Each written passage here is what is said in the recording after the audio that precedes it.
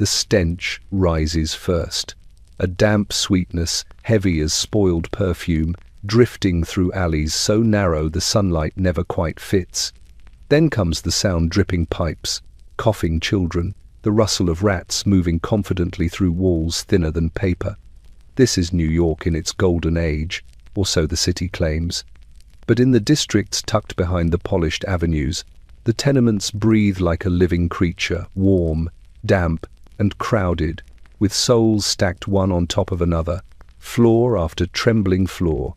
Behind every frosted window pane is a story the newspapers do not print. Women sit in stale air thickened by coal smoke and sweat, sewing until their fingers bleed. Children sleep on shared mattresses still damp from the previous tenant. Entire families rent a single room for $1 a week, trading privacy for survival and praying the fire inspectors do not climb the stairs tonight. Even the walls remember every tragedy, stained by decades of grief that no scrub brush can lift. And yet the landlords speak gently, in velvet tones, assuring the city that everything is quite under control. They stroll through the lobbies in polished shoes, never stepping foot into the upper floors where the ceilings sag low and the hallways curl with mildew. Up there, gas lamps flicker like dying stars, guiding residents past rooms where fevers linger for weeks, and where one more winter might finally break the children who have already learned not to cry. It is here, beneath the shimmering illusions of the Gilded Age, that America hid its living hell. And once you step inside these slums, the darkness follows you back out into the bright streets, whispering that the city's gold was always plated thin. If this kind of forgotten history grips you, stay with me. Like the gaslight in a narrow stairwell, these stories burn brighter when more eyes find them. So before we descend any further, subscribe and tell me in the comments where in the world you're listening from tonight. The morning light touched Fifth Avenue as though it feared to linger, brushing softly against polished windows and gilded doorways before retreating in pale shyness. Carriages clattered over clean stone, their wheels whispering of fortunes made in boardrooms and drawing rooms far above the common noise. Ladies in silks drifted past shop fronts that gleamed like jewelry boxes, their reflections shimmering faintly on panes wiped to immaculate perfection.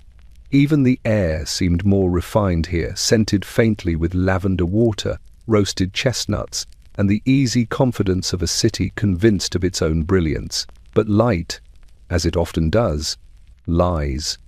Just beyond the fashionable promenade, where the stones grew uneven and the scent altered from perfume to something sour and uncooperative, New York revealed the first hints of its other self.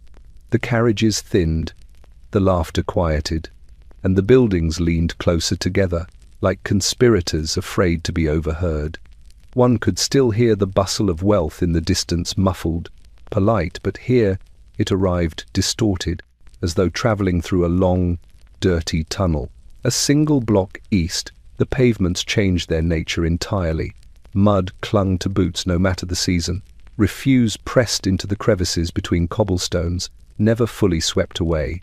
The scent of smoke thickened not from elegant hearths, but from cheap stoves burning damp coal and splintered wood, coughing black clouds into narrow alleys that could barely swallow them. This was the threshold, where the golden city began to shed its glamour, and where its rot began to breathe. Tenements rose here in tight, crooked lines, tall as arrogance and twice as unforgiving.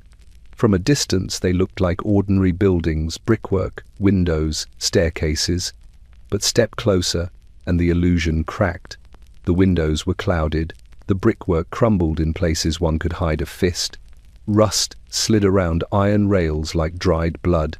From every doorway issued a quiet stream of figures, women with shawls tight around their shoulders, children barefoot even in the cold, men returning from a night shift, looking as though the darkness had followed them home.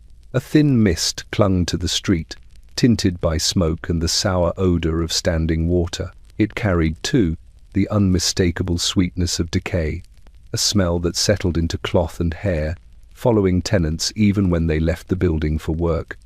In the city's grander districts, This scent was unknown. Here, it was the city's own breath. On the corner stood a grocer's stall. Its vegetables wilted long before the sun reached the sky. The merchant did not look up as customers approached. His eyes were fixed instead on the alley beside him, where two boys were attempting to push a broken cart through a puddle so deep it reflected the tenement's cracked facade like a trembling mirror. Their trousers were soaked to the knee. Their hands were raw. They could not have been more than 10. A woman hurried past them, clutching a child to her chest.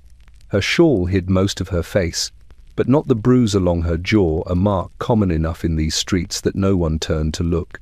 The child coughed, a thin, wet sound that echoed against the brick like a secret no one wished to acknowledge. Above them, on the second floor, a window hung open by a single stubborn hinge. A man leaned out, shaking dust from a rug that looked more dirt than fabric. The cloud drifted downward in a grey curtain, settling onto passers-by who did not bother to brush it away. Dust was nothing, merely another layer upon layers already endured. It was said, in the parlours of the wealthy, that the city's poor were simply unaccustomed to refinement, that they could not keep their homes tidy, that misery clung to them because they allowed it to. But anyone who stood here, on this threshold between gold and grime, could see the truth written clearly on every uneven brick. The rot was not theirs. It belonged to the city, a city that grew tall and brilliant on one side only because it was hollowed out on the other. In the distance, a church bell chimed a graceful sound, meant to lift the heart. Here, it drifted through the thick air like a reminder that salvation was a luxury of space, and these streets had none to spare. The bell tolled again, and a child's voice rose faintly from somewhere inside the tenement, singing an off-key rhyme to soothe a younger sibling. The notes were thin but hopeful, threading through the gloom with a stubborn persistence that almost felt defiant. Yet even that small melody could not disguise the truth. The golden streets of New York were built upon foundations of suffering, and beneath their brilliance, the rot was beginning to show. From the street below, the tenement looked less like a place where people lived, and more like a structure raised for mourning. Its brick skin, once a proud red, had faded to a bruised and sickly brown, streaked with soot that clung like old grief to its surface. A line of laundry hung between two upper windows, fluttering faintly in the stagnant air. Shirts, undergarments, a child's blanket, each piece limp with the weight of the building's damp breath. To the untrained eye, it was simply part of the neighborhood, but to anyone who knew sorrow, it had the unmistakable shape of a tomb. The door sagged on its hinges, swollen by years of humidity and neglect. Those who passed through it did so with a practiced caution, nudging it first with a shoulder or hip, for the wood sometimes stuck, sometimes swung too freely, and had a habit of snapping back without warning. Inside, the corridor beckoned like the throat of some vast, starving creature. The air was cool, not refreshing, but cold in the way of cellars where sunlight has never been given permission to enter. The walls were coated in a film of moisture, not enough to drip, but enough to shine like sweat. A single gas lamp flickered in the hallway, its flame trembling as if in fear of what it illuminated. Beneath its sickly glow, one could see where the plaster had cracked, where mold had crept across the corners like dark lace, delicate and deadly. The floorboards groaned with each step, voicing complaints that no one listened to anymore. Tenants often whispered that the building remembered every tragedy that had occurred within it, and from the sound of those groans, it remembered many. On the first landing, a young woman paused to catch her breath. She carried a pail of water that sloshed dangerously with her trembling. Her hair was pinned back neatly enough, but exhaustion tugged at the edges of her face. As she rested, a man descended from above, his boots leaving muddy smudges that would stain the boards until the next heavy rain seeped through the ceiling. They nodded politely, because politeness was one of the few luxuries left to them, but neither spoke. Words, like water, were rationed carefully here. Farther inside, the tenement continued to reveal its horrors with an indifferent consistency. A door to the left stood half open, and the faint smell of boiled cabbage drifted out, mixed with the sharper scent of illness. A child's cry rose from within, thin and reedy, the kind of sound that curled into the cracks of the walls and stayed there for years. Across from it, another door creaked open, and an old man peered out, blinking against the dim light. His eyes were pale and watery, reflecting the hallway like a distorted mirror. He shut the door again without a word. Conversation cost energy he no longer possessed. The stairwell spiraled upward in a narrow, breathless climb. Those who lived on the top floors often joked without smiling that they were closer to heaven by proximity alone, for the building's steep ascent left them gasping as though they had already begun the journey. Yet heaven felt impossibly distant here.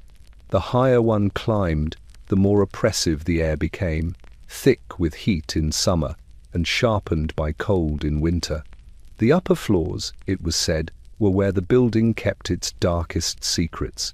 On the third floor, a door had been nailed shut. No one spoke of the family who once lived there. No one asked why the landlord padlocked the room weeks after they vanished. The tenants only stepped around the door in silence, as if the very wood held its breath. Children were told never to touch it, though they often pressed their ears against it when adults weren't watching, listening for movement they prayed not to hear. The building shifted, then a long, low groan, deep enough to vibrate through the soles of one's shoes. Dust drifted from the ceiling in a lazy descent, settling on the railing like ash. A woman carrying a basket of laundry flinched as the groan echoed upward, then steadied herself. It was only the building settling, she told herself. It always settled. It settled under the weight of sorrow, of hunger, of the too many bodies packed into too small spaces. It settled like a coffin lid lowered over its occupants. Outside, the city continued its restless dance of commerce and celebration. But here, within the tenement's walls, time moved differently, slow, damp, heavy with unspoken fears. The building did not simply house its tenants, it absorbed them. It pressed their lives into its bricks, their sorrows into its beams, until every corner seemed to whisper the same truth.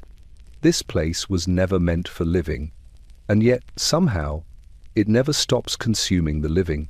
The hallway stretched ahead like a narrow intestine carved straight through the bowels of the building, long, dim, and eternally starved of sunlight. Not a single window broke its length. Not a single fresh breath of morning ever crossed its threshold. Even on the brightest days, when the streets outside glittered with reflected gold from shop windows and polished boots, the hallway remained unchanged, stale, shadow-drenched, and thick with the scent of too many lives pressed too tightly together.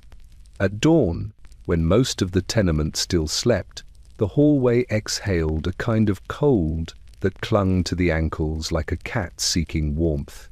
The gas lamp mounted near the stairwell sputtered as though protesting the early hour, its flame flickering weakly behind a soot-clouded glass shade. The lamp was meant to be lit only after dusk, to conserve the landlord's costs. Yet the tenants often risked lighting it early, preferring its faint glow to complete blindness as they navigated the uneven boards beneath their feet. Those boards were warped from decades of dampness, rising in unexpected ridges that caught toes and sent buckets of water crashing to the floor. Mothers learned to step lightly, balancing their laundry or their infants with a practiced grace born only from necessity. Children, barefoot and restless, pattered up and down the hallway with an innocence the building seemed determined to erase. Each step they took stirred thin clouds of dust that glimmered briefly in the faint gaslight before settling back into the boards where they belonged. The walls themselves seemed to inch closer each year, tightening their grip on the corridor like a slow, deliberate squeeze. In places, the wallpaper peeled in long curling strips, exposing the splintered wood beneath. Mold bloomed in the corners like dark blossoms, soft, velvety, and patient. The tenants scrubbed it when they could, but the mold always returned, as if nourished by the building's own unspoken sorrows. Every sound echoed here. A cough became a confession. A sigh reverberated like a lament. Even the smallest quarrel between neighbors grew monstrous in the confined space, traveling the length of the hallway and multiplying in intensity until it reached the far door as a roar. Privacy was impossible. Secrets dissolved into the boards like spilled broth. Mid-morning, the hallway grew livelier. Doors creaked open, releasing a parade of scents: boiled potatoes, wet wool, coal smoke, and sometimes, though rarely, the sweet hint of baking bread. A woman emerged from room 7, clutching a bundle of laundry, her hair pinned hastily, and her tired eyes cast downward. Behind her, a baby cried, the thin wail twisting through the hallway's stale air, threading itself into every crack. Across the hall, an elderly man shuffled toward the stairwell, each step accompanied by the click of his cane against the boards. The cane was more sound than support now, its rhythmic tapping a familiar presence to everyone who lived on that floor. When the tapping stopped, conversations in nearby rooms often paused, waiting for the sound to resume, waiting for reassurance that the hallway had not claimed another tenant. Children played between the doorways when the weather was too harsh to venture outside. Their laughter attempted to brighten the corridor but bounced back, muted, as though smothered by the walls. They raced toy carts made from tin scraps, drew chalk drawings on the floor, and whispered ghost stories about the locked door on the 3rd landing. Yet even they lowered their voices when passing certain stretches of the hallway where the shadows clung thicker and the air tasted faintly metallic. Sometimes, in late afternoon, a thin beam of reflected sunlight found its way inside, ricocheting off a neighbor's mirror, slipping through a cracked door, landing briefly upon the floorboards. The tenants spoke of that beam as though it were a visitor, fleeting, unreliable, more rumor than reality. Children would chase it eagerly, hoping to touch it, only for the beam to vanish before their fingers reached the light. By nightfall, the hallway became something else entirely. The gas lamp, now officially allowed to burn, cast a trembling orange glow that transformed the corridor into a place of whispered dread. Shadows stretched long and thin, touching doors they had no business touching. Every creak of the building became amplified, every whisper magnified, every unlatched door a potential omen. Tenants hurried from room to room with downcast eyes, unwilling to meet whatever might be lurking just beyond the lamp's reach. And still, through all the hours of the day and night, the hallway remained the same, timeless, airless, indifferent. A place that bore witness to every sorrow, every small joy, every unspoken fear. A place that never saw the sun, and perhaps never wished to. For the darkness here was not simply the absence of light. It was the presence of something else. Something older, heavier, and unwilling to let go. In a city where fortunes rose and crumbled with the turn of a season, the landlord of the tenement, Mr. Horace Pell, managed to endure with remarkable consistency. He was a tall man, always immaculately dressed, with a coat whose velvet collar never bore a crease, and shoes polished so highly they reflected even the weakest lamplight. His presence in the slums was rare, but when he did appear, it was with an elegance so jarring that the building itself seemed to shrink in embarrassment. Mr. Pell spoke softly, as though he worried his words might bruise if handled too firmly. Tenants would often remark on his voice, smooth as warm milk, calm as an evening prayer, and how its gentleness never quite matched the state of the rooms he owned. He spoke with the assurance of a man who believed his kindness was a gift, and his neglect a simple misfortune of circumstance. His tone was velvet, his deeds decidedly not.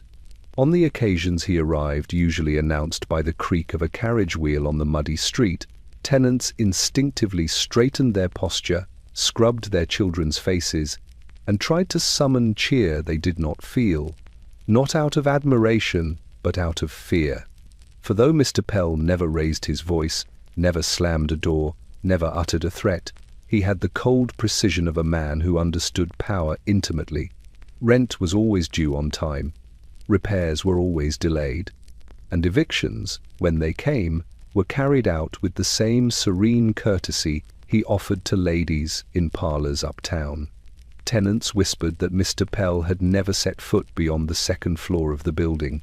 He preferred to stand in the entryway, glancing upward with studied concern as tenants described leaks that turned ceilings into open wounds, or infestations that moved through walls like whispering storms. He would nod gravely, his brow furrowing with the proper measure of sympathy. Then he would issue soft assurances repairs were forthcoming, relief was imminent, all troubles were only temporary. And the tenants, exhausted and desperate, wanted to believe him. But the building itself testified otherwise.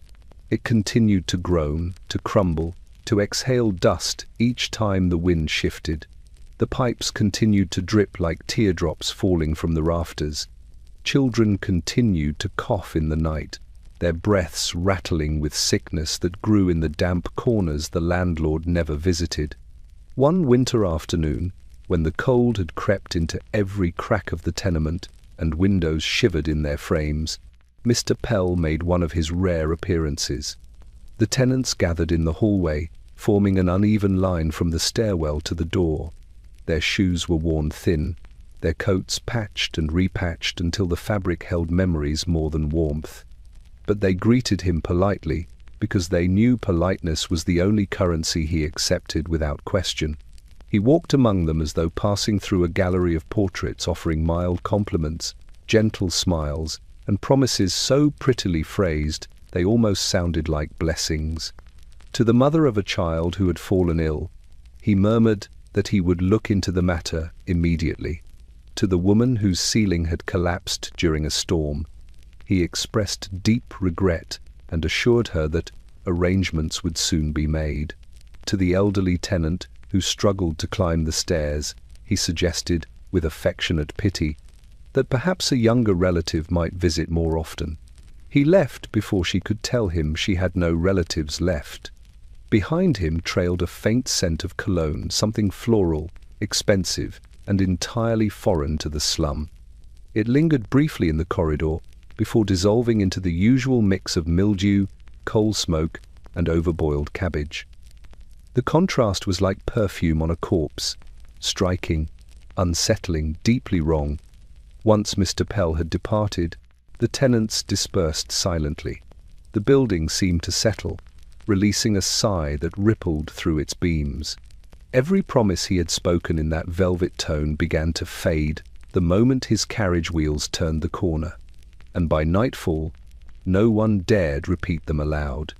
For they all knew, as surely as they knew the hallways would remain dark and the rooms would remain crowded, that Mr. Pell's kindness was ornamental, like lace draped over a crack in the wall, beautiful at a distance, worthless when touched, and the building, rising like a tomb around them, continued to decay untroubled by the softness of his voice, untouched by the warmth of his smile, indifferent to every polished lie he left behind.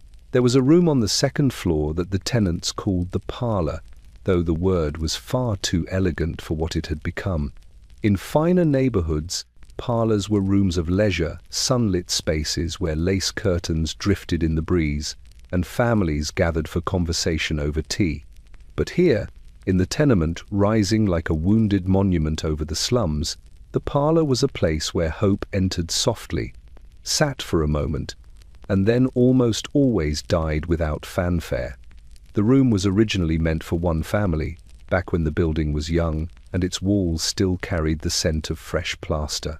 But time and poverty had a way of squeezing even the largest spaces into corners.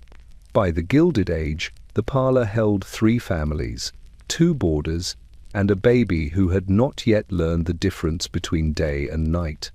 The walls bowed inward from the weight of so many bodies and so many years, and the ceiling bore stains that crept outward like maps of distant, drowning continents.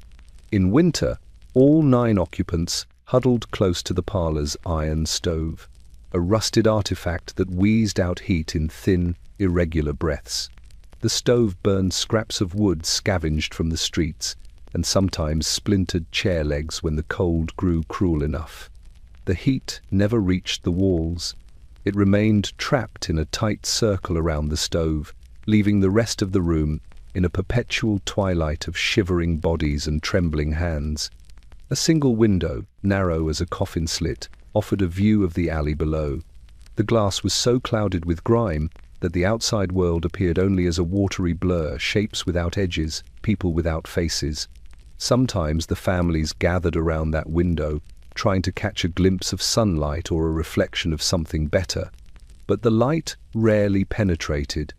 The tenement swallowed it before it could reach the parlor floor. On the far side of the room, a makeshift curtain hung between two beds to provide the illusion of privacy.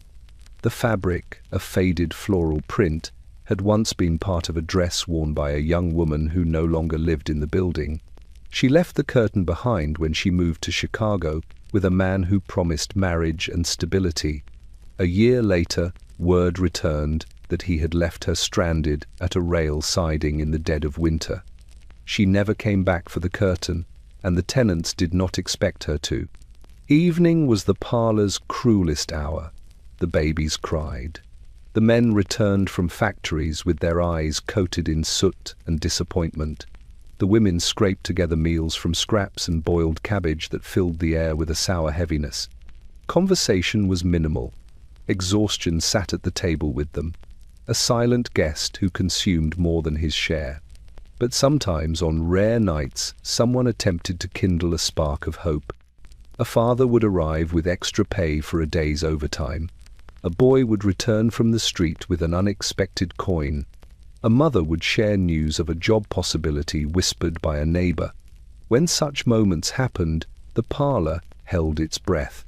A fragile warmth crept into the room, illuminating faces that had long since learned to guard themselves against disappointment. Yet the hope never lasted. Overtime was cut without notice. The coin turned out to be counterfeit. The job was given to another family, one with fewer children and cleaner clothes. Hope, fragile as a moth's wing, fluttered briefly, then succumbed to the steady, suffocating gloom. On one particular night, the parlor felt heavier than usual. Outside, a storm swept through the slums, driving rain against the windows in sharp, relentless bursts. The water seeped through the ceiling, dripping steadily into a bucket placed beneath the largest stain. The drip echoed like a clock, marking the slow erosion of the tenants' days.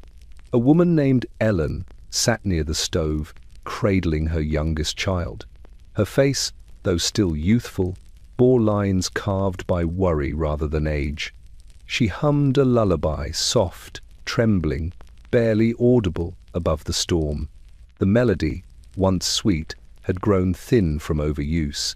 It slipped through the room like smoke, curling around the weary bodies, clinging to the damp atmosphere. Opposite her, a man sat sharpening his knife not for violence, but for morning work at the slaughterhouse. Each scrape of metal against stone added another stroke to the parlor's symphony of exhaustion. Children lay curled together on the floorboards, wrapped in threadbare blankets that smelled of mildew. For a moment, the stove flickered, its light flaring weakly before collapsing into a smaller flame. The room dimmed. Shadows swelled, creeping along the walls, swallowing what little warmth remained. And in that dim, wavering half-light, the parlor seemed to sigh an exhale of centuries of suffering. This was not a place where dreams were born. It was where they came to be buried. There were certain objects in the tenement that seemed to carry a life of their own, but none so whispered about nor so quietly feared as the mattress in room 11. It lay on the floor like a defeated animal, lumped and darkened by years of dampness that no fire, no sunbeam, no desperate scrubbing could chase away. The tenants called it the mattress that never dried, and the name was more truth than jest. It seemed to hold moisture the way a drowning man holds a final breath tight, unwilling to release, burdened with a secret sorrow too heavy to evaporate. The mattress had belonged to 5 families, one after another, each too poor to replace it, too hopeful that perhaps the next season might bring better fortune. or at least a drier corner of the room. But season after season, misfortune pressed itself deeper into its cotton stuffing. Children had been born upon it. Children had died upon it. And each new occupant swore that when they lay upon it, they felt a faint, persistent chill rising from its depths, like the cold exhale of something buried beneath. In the morning, the mattress emitted a damp smell, stale, metallic, with a hint of the alley's sour aroma drifting upward, as if through invisible threads tied to its underside. When the window was opened, hoping to invite a breeze, the air only thickened. The mattress absorbed the humidity like a sponge, swelling slightly, darkening further, clinging to the moisture as though it fed on it. On certain humid nights, drops of water appeared on the mattress surface, not enough to bead, but enough to glisten when the lamplight trembled over it. Tenants argued about the source. Was it the leaking ceiling, the sweating walls, the breath of too many bodies in too small a space? But even in winter, when the frost tightened its grip on the tenement and the windows bloomed with ice, the mattress remained damp. Cold, but damp. Always damp. The current occupants of room 11, a couple named Ruth and Elias, along with their 3 children, did their best to manage the burden. They placed bricks beneath the mattress to raise it slightly off the warped floor. They rotated it weekly, hoping one side might dry if exposed to the scarce warmth of the stove. They even placed a pan of hot coals nearby once, which only resulted in the mattress releasing a smell so pungent and aged that they flung open the door and fanned the hallway with rags for an hour. Elias often said the mattress was haunted by water. Ruth, exhausted beyond superstition, replied that it was haunted by poverty. Their youngest child, May, refused to sleep on it entirely. She claimed the mattress murmured at night, soft sounds, too faint to understand, rising from the stuffing like whispers trapped inside its seams. Ruth dismissed it as childish fancy, but even she had moments of hesitation when May insisted the whispers grew louder during storms. During one particularly harsh autumn rain, when the ceiling's drip became a steady rhythm and the walls trembled with saturation, Ruth awakened to find May standing at the edge of the mattress, staring downward with wide, glassy eyes. "What are you doing up, dear?" Ruth whispered, pulling her shawl tight against the draft. "It's crying," May said simply. Ruth's breath tightened. "The rain, you mean?" "No." May shook her head. "The mattress." Ruth hurried forward, gathering her daughter in her arms, though her gaze reluctantly dropped to the mattress. She half expected to see movement ripples, perhaps, like disturbed water, but nothing stirred. Only the steady drip from above, absorbed instantly into the fabric, as though the mattress had been waiting for it. Later that winter, the cold grew vicious. Frost crept across the walls in branching white veins, and the children slept wrapped in every garment the family owned.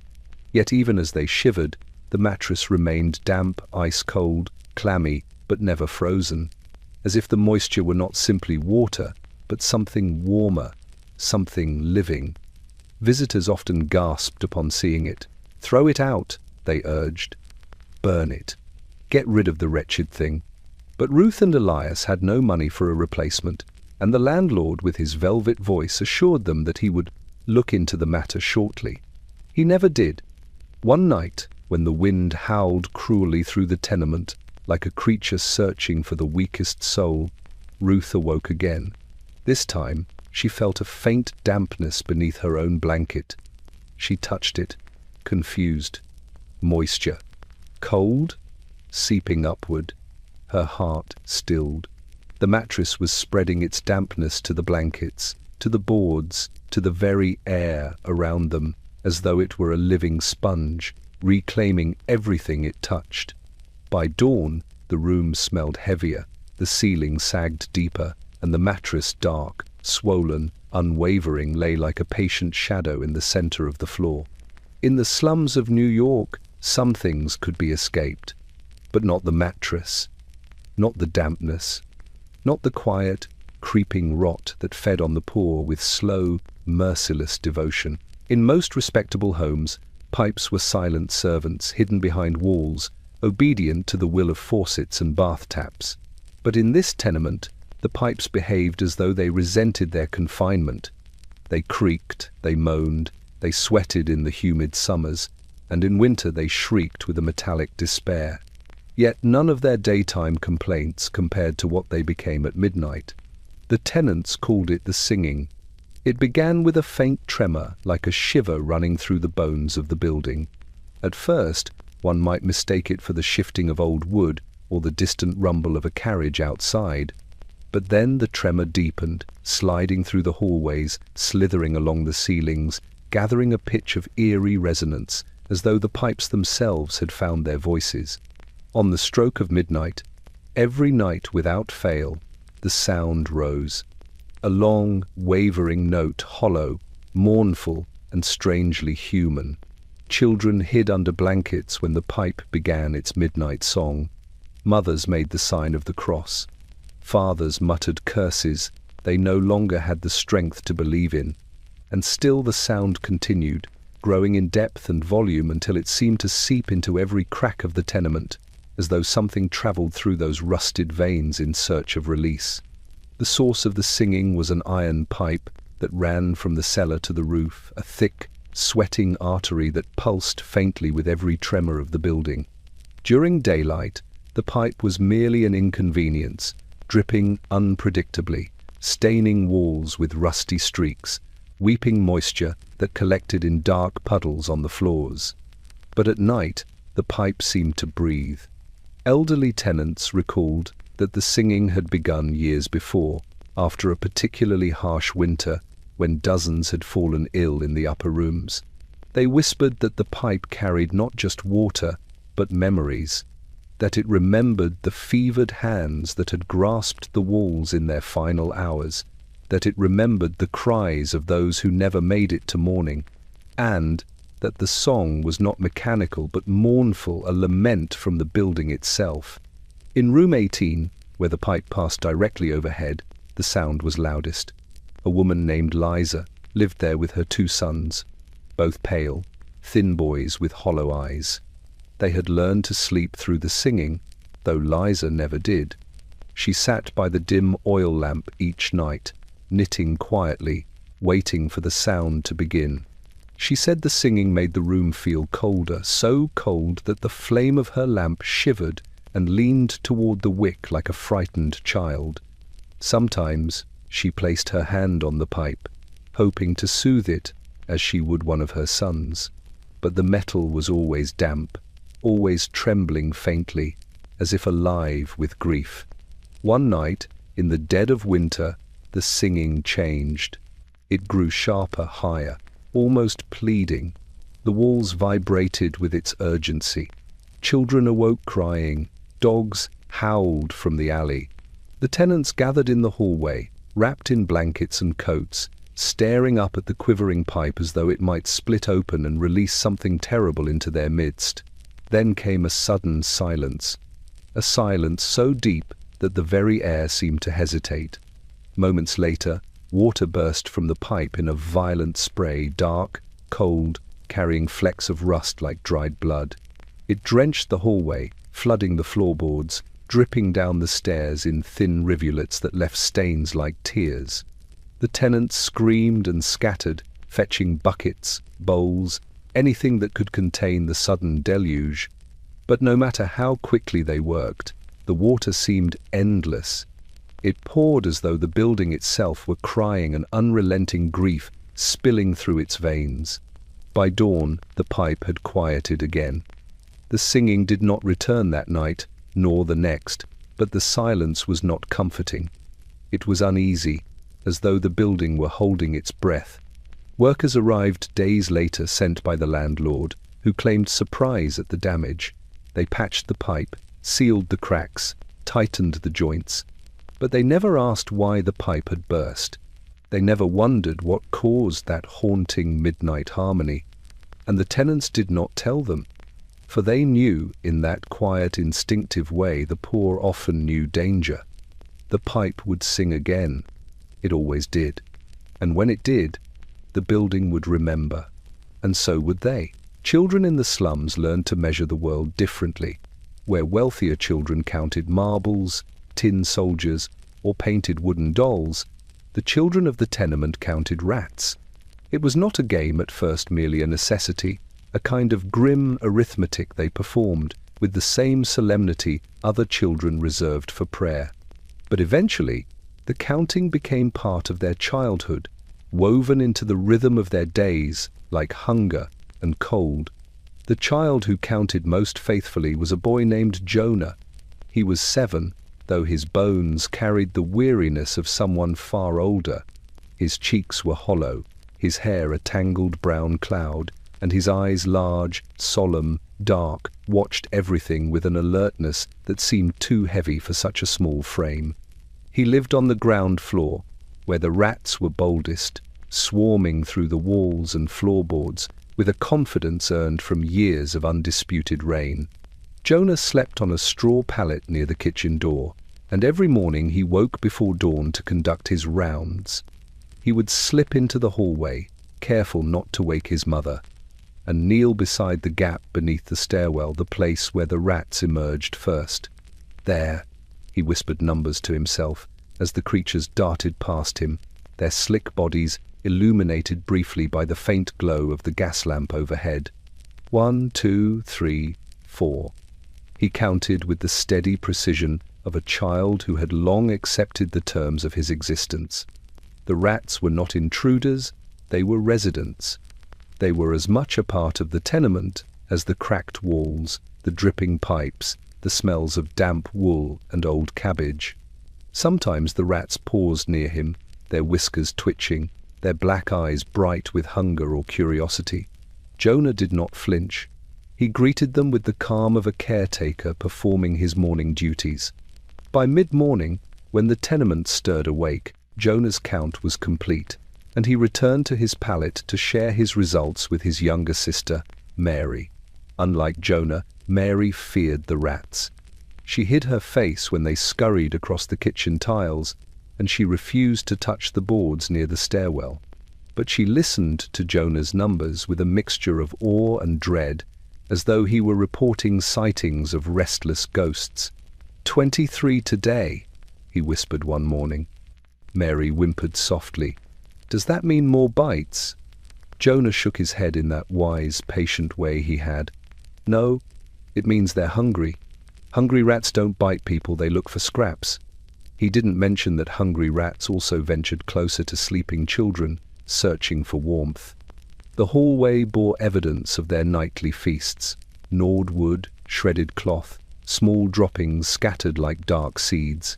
Mothers scrubbed constantly, but the cleanliness lasted mere hours. Some placed traps, some prayed, some slept with sticks beside their beds. Jonah, however, believed the rats provided warnings long before danger arrived. Warnings the adults were too distracted to notice. He observed their behavior with a quiet reverence.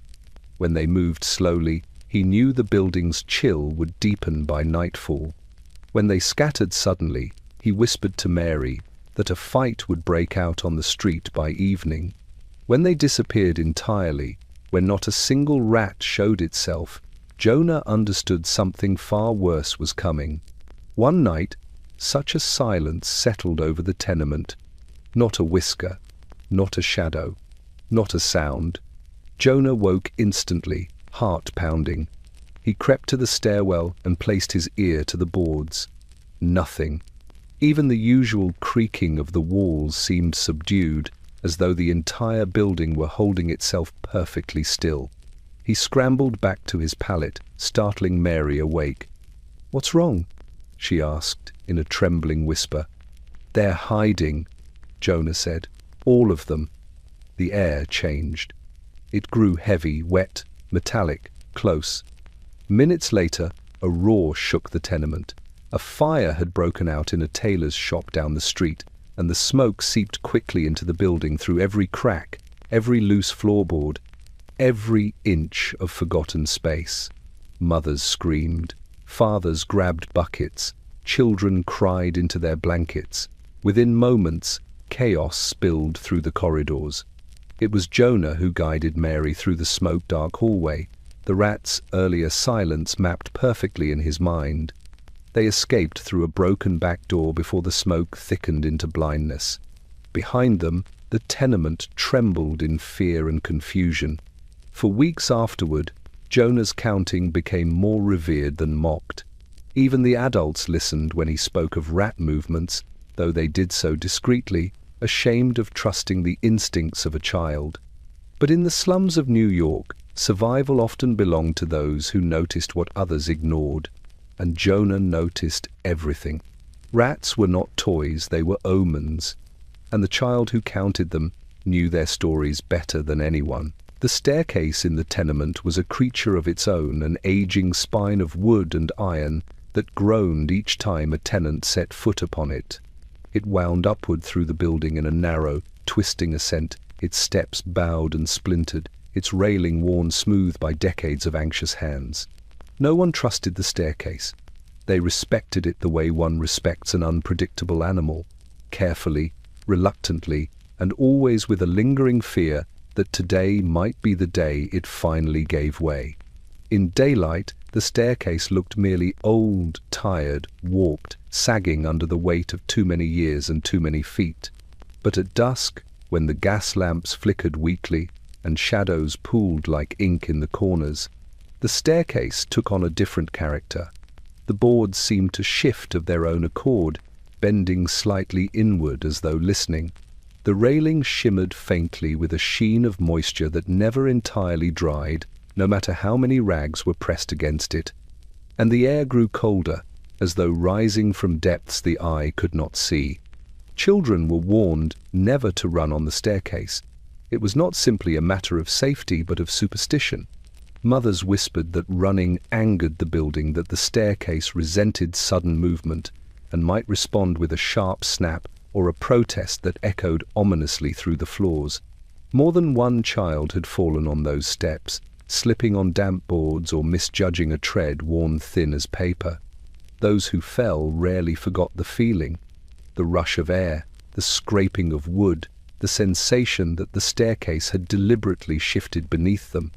An old woman named Mrs. Gilroy lived on the 4th floor. Thin as a reed and nearly blind, she climbed the staircase daily with the aid of a crooked cane. She swore the steps moved under her each time she ascended, rising and falling like a living thing. "It's breathing," she muttered once to a neighbor. "The whole building breathes through those steps." The neighbor laughed nervously, but later admitted she too felt a faint pulse beneath the boards when she walked.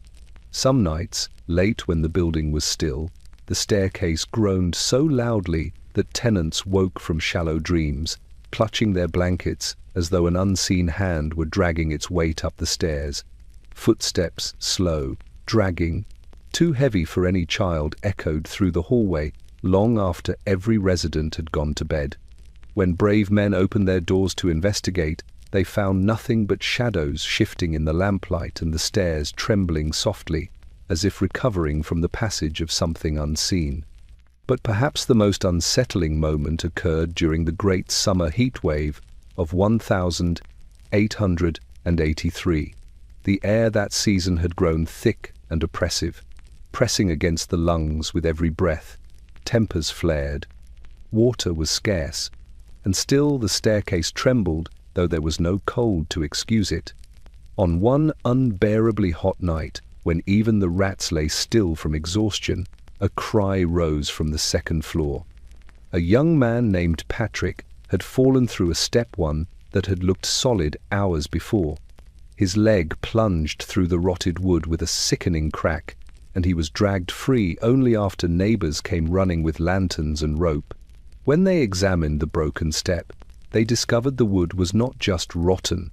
It was wet, soaked through with water that smelled faintly metallic, as though the staircase had been drinking from some hidden, stale source deep within its bones.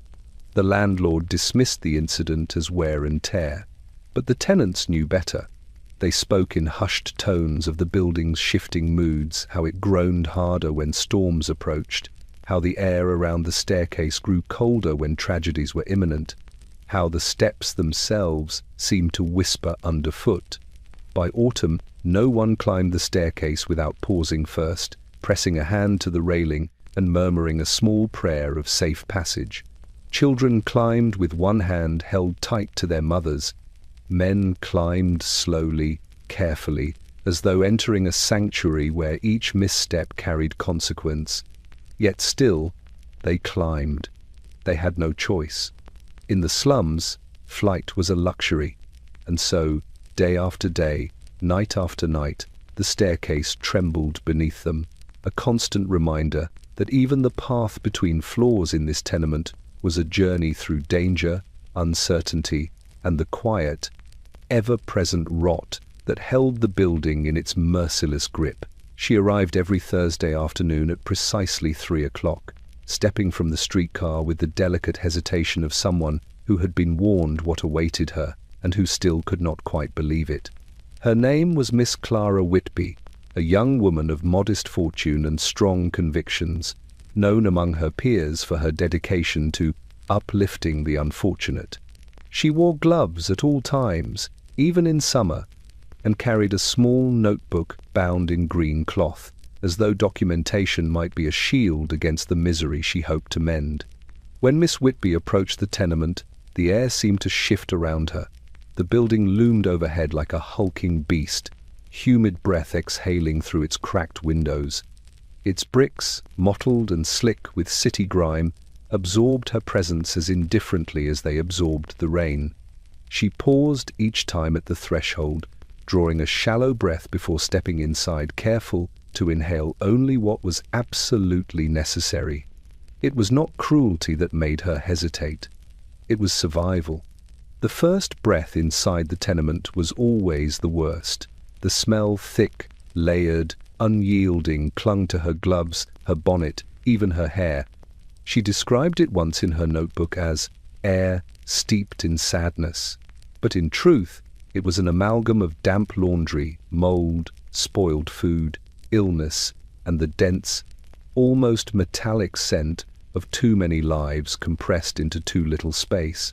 She learned, over time, to keep a handkerchief pressed discreetly against her nose. The tenants greeted her with a cautious respect.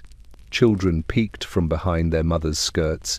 Infants cried louder when she stepped near, sensing the coldness of her gloves against their fevered cheeks. Miss Whitby offered kind smiles, all sincerity, but her eyes betrayed the effort it took not to recoil from the sights before her.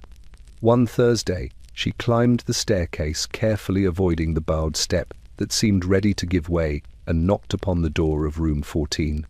Inside lived the O'Malley family, a widow and her 4 sons. Miss Whitby had brought a loaf of bread, slightly stale but still edible, wrapped neatly in brown paper. She placed it on the rickety table with a graceful motion, though she flinched when her gloved hand brushed a rough, wet patch of wall. "Thank you, miss," the widow whispered, her voice thin from hunger and sleeplessness. Miss Whitby nodded gently. "Of course. How are things this week?" The widow did not answer immediately. Instead, she gestured toward the corner where one of her boys, no more than 6, lay in a pallet, flushed with fever. His breaths came shallow and quick, like a sparrow trapped beneath a heavy blanket. Miss Whitby stepped closer, her heart tightening, though she did not kneel. She feared the damp floor would seep through her dress and cling to her skin. "I'm so sorry," she murmured. "Has the doctor been?" The woman shook her head. "Doctors cost money. Money cost survival. Survival cost everything." Miss Whitby's throat tightened. She made a note in her little green book, though she already knew the charity fund could not stretch far enough for a doctor. Her handwriting trembled either from emotion or from the faint sway of the rotting floorboards beneath her. She left the family with promises, soft ones, fragile as moth wings, the kind she offered often, though rarely fulfilled.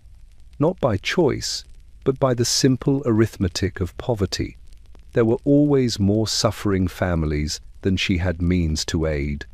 As she descended the staircase, the building groaned deeply, as though commenting on her inadequacy. She paused on the second-floor landing, pressing her gloved hand to her chest as she caught her breath. The air felt thicker here, as if the building itself inhaled everything she exhaled. She stepped faster, her boots striking the boards with an urgency she could not mask. Outside, once the door clicked shut behind her, she inhaled deeply, greedily, as though she'd been underwater for too long. The fresh air made her dizzy. She leaned against the rail of the stoop, trembling slightly, allowing the clean breeze to wipe away the residue of the tenement from her lungs. Yet even as she clung to the afternoon air, Miss Clara Whitby could not shake the feeling that the building's gloom had followed her. It clung to her coat, to her gloves, to her thoughts. It lingered like a secret whispering against her ear. For all her compassion, for all her niceties and gentle words, she could never remain inside the tenement for more than half an hour, not without holding her breath, not without feeling the building watching her, judging her, knowing she would return to comfort the moment she escaped its walls. At the corner of Hester and Broome stood a building that looked less like a residence and more like a puzzle assembled from mismatched parts. It leaned slightly to the left, as though exhausted from decades of carrying lives upon its slanted frame. This structure, known to the tenants simply as the boarding house, boasted a peculiarity that would have been amusing had it not been so tragic. 20 doors lined the second-floor corridor, 20 doors for 20 rooms, no larger than coffins laid upright. Each door was painted a different shade of decay, pale green peeling like old wallpaper, brown cracked as desert earth, a blue so faded it looked like a ghost of the sky. In the Gilded Age, boarding houses were meant to be places of temporary rest, modest, respectable, useful to clerks or seamstresses between circumstances. But here, in the slums, boarding houses were holding pens. People entered with the promise of brief refuge and emerged only when fate pried them loose. Most stayed far longer than intended. A few never left at all. The second-floor hallway of the boarding house was narrow and uneven, with a low ceiling that brushed the crown of any tall man foolish enough to walk there at full height. Lamps hung crookedly from rusted brackets, struggling to illuminate the morose procession of doors whose occupants lived shoulder to shoulder with despair. Day and night, voices seeped through the cracks between rooms, murmured quarrels, restless coughs, whispered prayers. Privacy was a myth, secrets, a luxury no one could afford. Mrs. Klein, the keeper of the boarding house, lived at the far end of the hall in a room scarcely bigger than the others. She was a stout woman with a thick braid of grey-black hair and fingers stained by the ink of a ledger she updated obsessively. Her voice was loud enough to shake dust from the rafters, but she possessed a strange tenderness toward her tenants, even when she scolded them. "Fees due on Monday," she announced each week, tapping her knuckles on every door as if delivering a benediction. No excuses, no delays. Behind door 3 lived an elderly violinist named Helmut, whose music drifted through the walls at twilight. His bow was broken. He played with what remained, coaxing trembling notes that seemed to suspend the hallway in a shimmering melancholy. Children passing his room walked more softly. Adults felt an ache they could not name. Door 9 housed a seamstress, Miss Ivy Green, who stitched late into the night, her needle flashing like a firefly beneath the lamplight. She whispered stories into her spools of thread, as though afraid silence might swallow her whole. Her room smelled of lavender soap, one of the last remnants of her former life, and of the faint, persistent mold that clung to everything in the building. At door 12 lived a man no one spoke to. His presence was known only by the faint scratch of matches late into the evening and the heavy footsteps back and forth across the boards. Rumours swirled around him, debts owed, a past stained with violence, but his silence held the hallway hostage. Even Mrs. Klein tapped lightly on his door. One by one, each tenant's despair seeped into the corridor, blending into the grim tapestry that made the boarding house a character as much as a dwelling. The 20 doors stood as markers in a row, each concealing a life pressed thin by hardship. One bitter winter night, a strange sound rippled through the hallway, a soft click, then another, then 20 in perfect succession. Tenants opened their doors, bewildered. Mrs. Klein stood at the center of the corridor, her lantern trembling in her hand. Every door latch had lifted. Every door had unlatched on its own. A cold draught surged through the hall, carrying with it the scent of wet stone, and something older, earthier, like soil disturbed after years of stillness. The tenants froze, rooted in a mix of dread and awe. For a moment, the boarding house seemed to inhale deeply, its ancient wooden frame expanding with a groan. Then, just as suddenly, the doors slammed shut. The sound thundered through the building, rattling windows and shaking dust from the beams. Helmut dropped his violin. Ivy clutched her sewing to her chest. Mrs. Klein whispered a prayer she had not spoken since childhood. No explanation followed. No breeze. No intruder. No footsteps fleeing down the stairs. Only silence. Thick, watchful, oppressive. From that night on, the tenants treated the 20 doors with reverence. They moved quietly in the hallway, as though afraid the building might repeat its strange, unbidden ritual. And though no one spoke of it openly, every tenant seemed to understand the truth. The boarding house was not merely shelter. It was witness. It was memory. And it was very much alive. The kitchen in the tenement was not a kitchen in the proper sense. No tidy shelves of crockery, no polished stove radiating warmth, no window to usher in fresh air, or the faint comfort of morning light.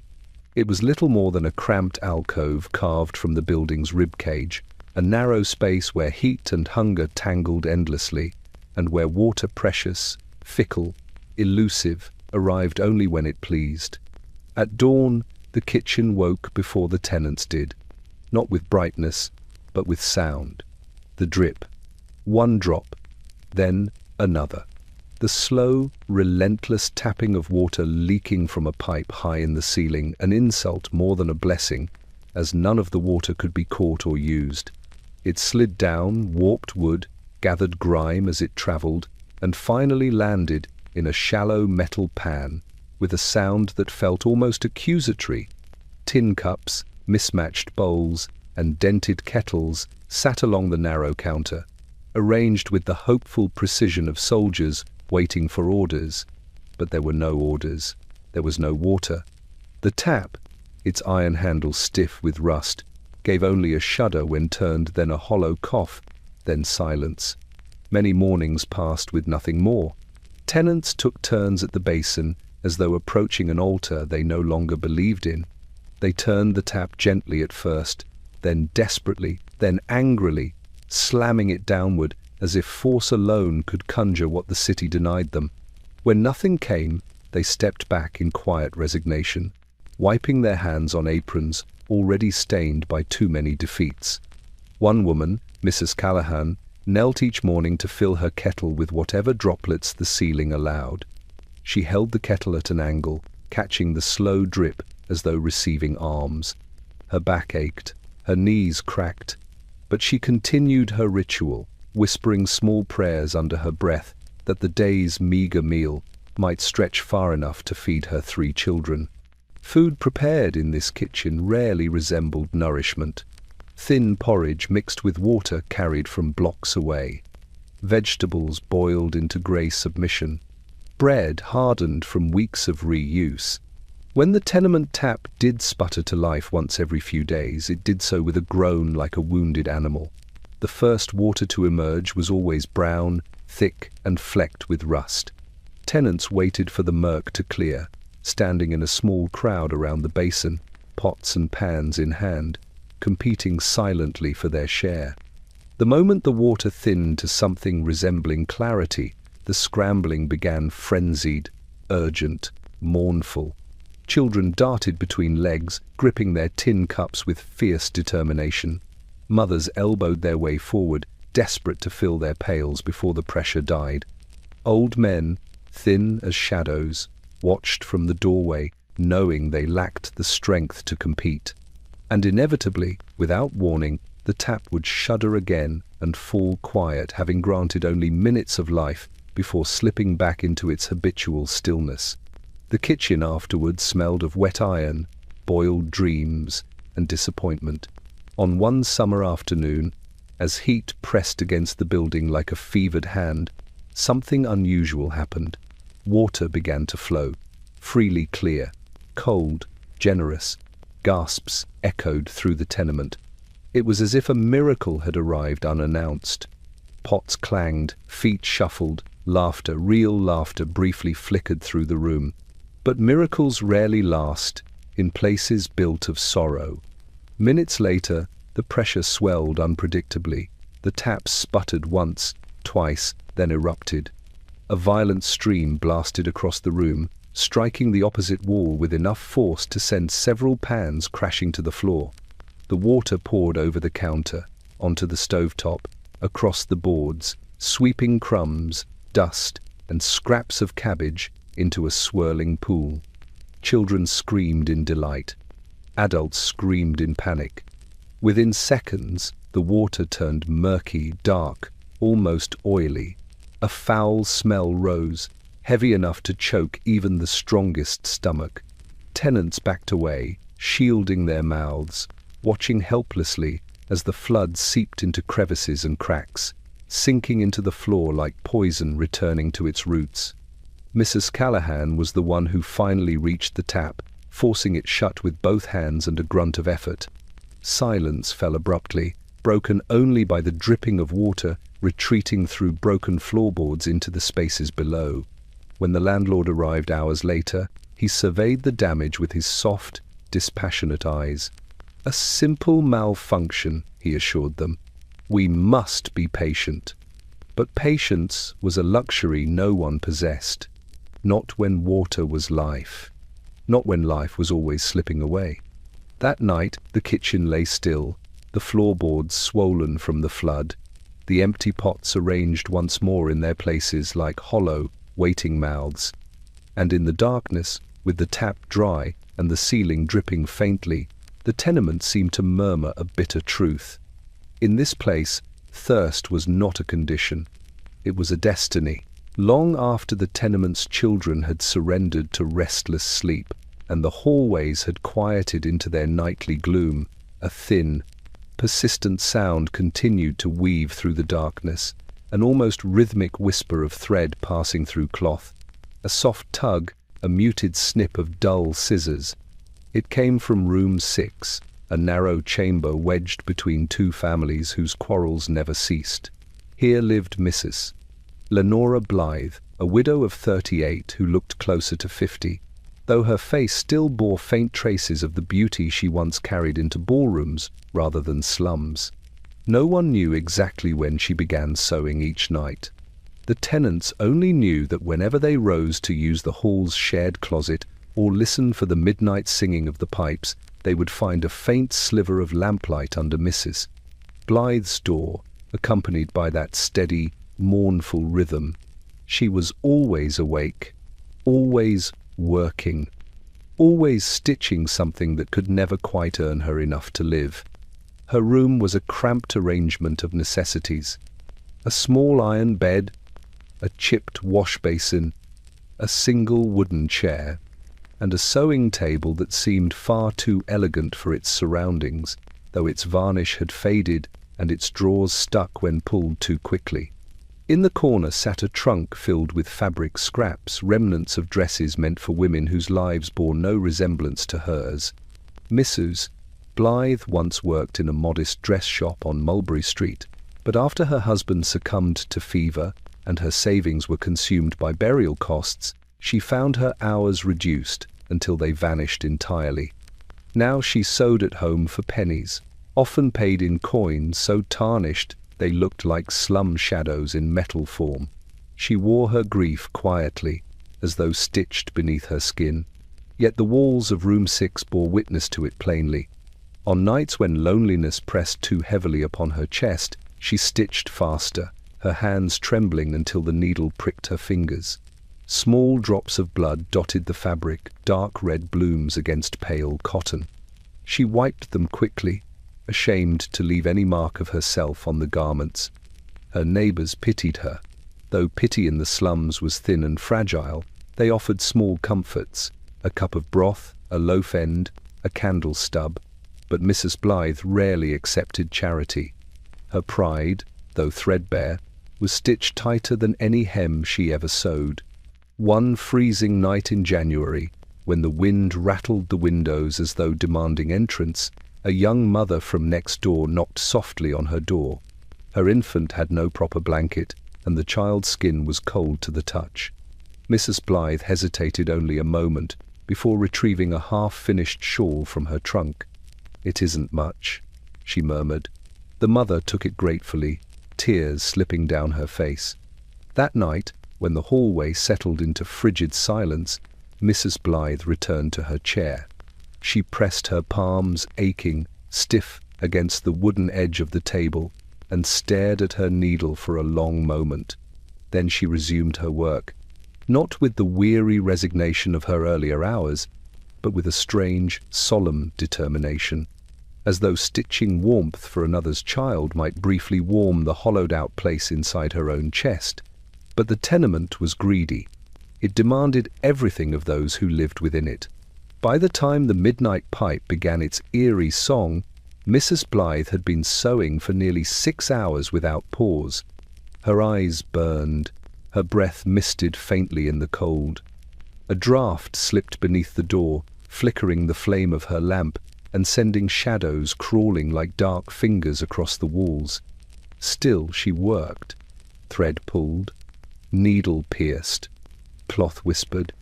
At 3 in the morning, exhaustion finally overcame her. Her head drooped, nodding forward, until it rested lightly against the unfinished garment in her lap. Her fingers remained curled around the needle, as though unwilling to relinquish their duty. The lamp sputtered once, then dimmed, its flame wavering like a sigh. In the hallway, a rat scurried past her door. A baby coughed in a distant room. The staircase groaned as if turning in sleep, and Mrs. Blythe, slumped over her sewing table, dreamed of a life she no longer recognized: ballrooms lit with crystal chandeliers, satin gloves, her husband's warm laughter. A world stitched long ago and unspooled too soon. When dawn arrived, pale and indifferent, the tenement roused itself with its usual chorus of coughing and clattering. The widow awoke, stiff and cold, and without a word resumed her sewing. The garment she held now bore a faint crease where her cheek had rested. She smoothed it gently, threaded her needle, and began again. For in this place, a widow's grief was not a wound. It was a routine, and every morning she sewed herself back together one stitch at a time. The window in room 4 was not a window so much as a reluctant opening to the outside world. Its glass was warped with age, its frame cracked like dry lips, and its latch rusted into uselessness. Yet this narrow square of distorted daylight was the only place young Samuel Pierce could find relief. And so, each morning, his mother lifted him gently from his mattress and carried him to the windowsill, where the stale breeze might ease the heaviness in his chest. Samuel was 8, though the sickness had carved him down to a fragile bundle of ribs and hollow cheeks. His cough, deep, rattling, relentless, echoed through the tenement so often that neighbors had grown accustomed to it, the way sailors grow accustomed to the groan of an unsteady ship. But Samuel's mother could not grow accustomed. Each coughing fit shook him violently, as though some invisible force were trying to pry him loose from life. She wrapped a thin shawl around his narrow shoulders and set him upon the sill. The wood was cold, even in summer, but Samuel bore it without complaint. He liked the view from there, not because it was beautiful, but because it was wider than the walls closing in around him. From the sill, he could see a crooked slice of the alley below, a cat slinking between crates, a vendor calling half-heartedly into the morning air, steam rising from sewer grates like ghostly sighs. He liked to imagine the steam was breath from some enormous creature sleeping beneath the city, something old and gentle, far kinder than the world above. "Breathe slowly," his mother murmured, rubbing his back as though her hands could smooth the illness from his lungs. Samuel tried, but the air drifting through the window was heavy with coal smoke, manure, sweat, and the sour tang of rotting produce from the market down the street. Each breath scraped at his throat. Each exhale left him weaker. Still, he preferred the window to the stale, suffocating air of the room. On the opposite wall hung a small, fading print of an English meadow, a keepsake from Samuel's grandparents. Soft hills, lavender skies, a single tree leaning toward a quiet pond. Samuel had never known such calm. Sometimes he asked his mother if meadows were real, or if they existed only in pictures meant to comfort children.